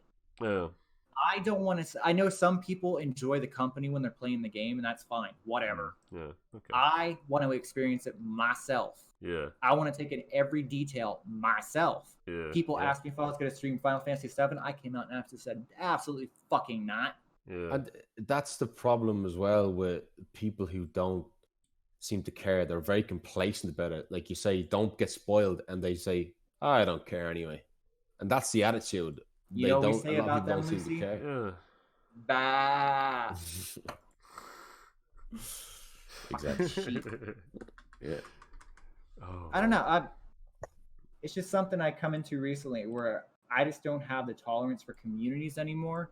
I enjoy coming on and doing this stuff with you guys because it's, refreshing to talk with people who are open-minded. Yeah. But when it comes to gamers in general, I've come to this conclusion that I love games, not a fan of gamers. Oh.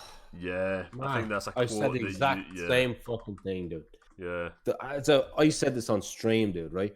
I've been a fucking I've been a film fan, I've been a sports fan, and I've been a fucking gaming fan, right? And the one thing I gotta say about, in comparison to other fandoms, gamers are the fucking worst. They complain, they're toxic.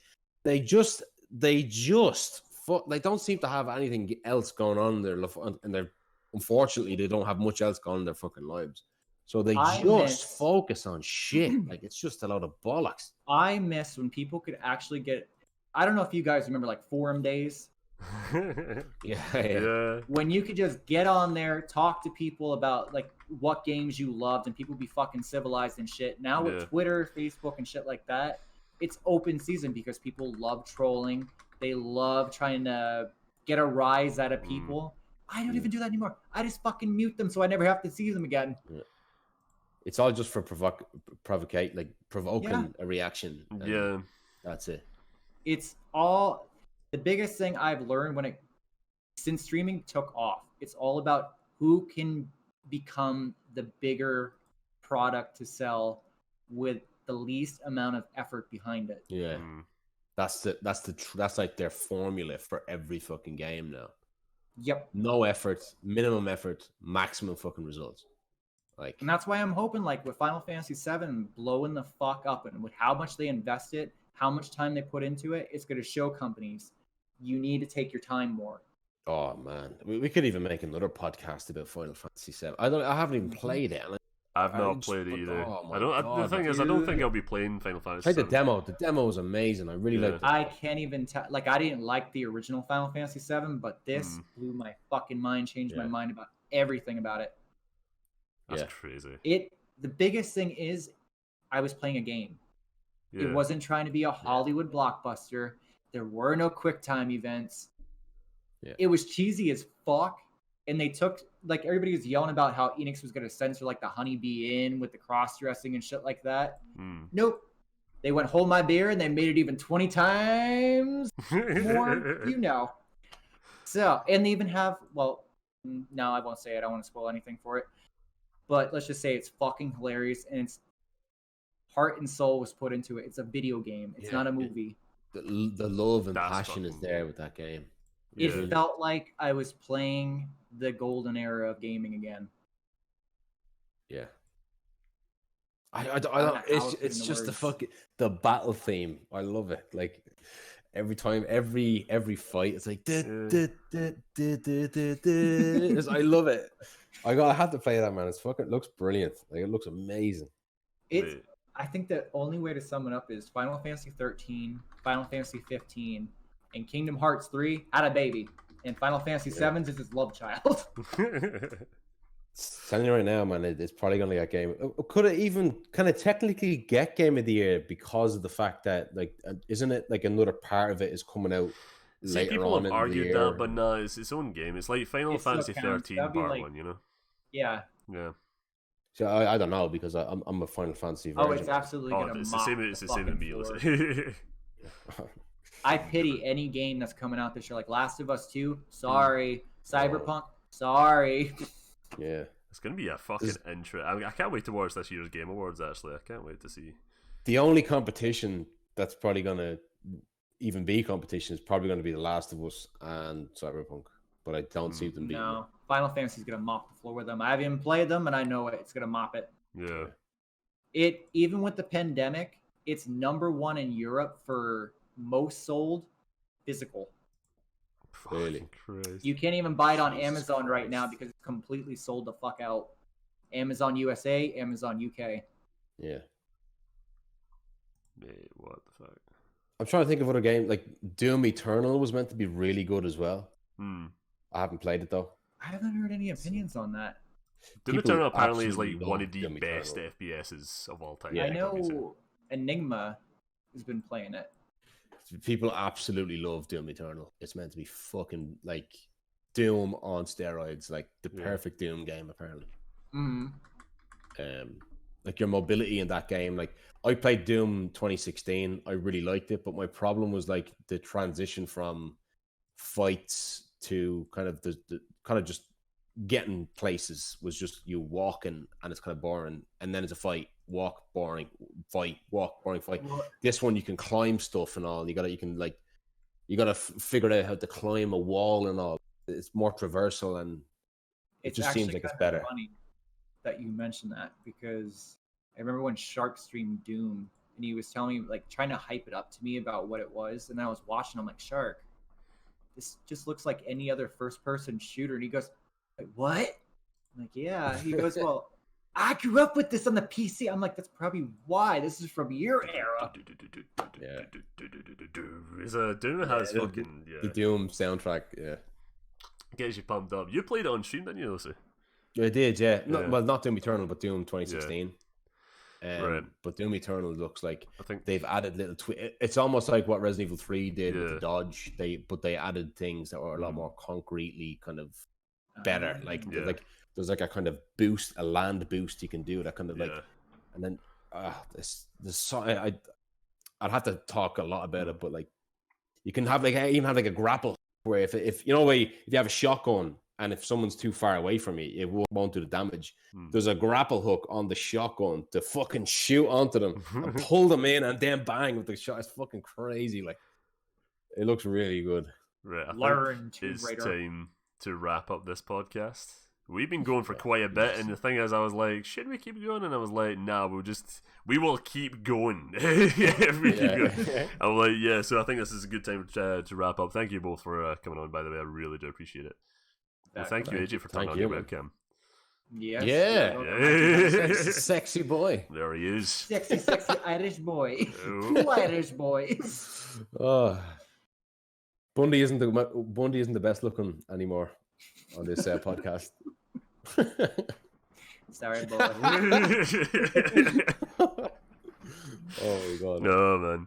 But yeah, thank you all for coming on, and I do appreciate it, and I shall be seeing you all later. Happy quarantine day. Happy quarantine. Bye.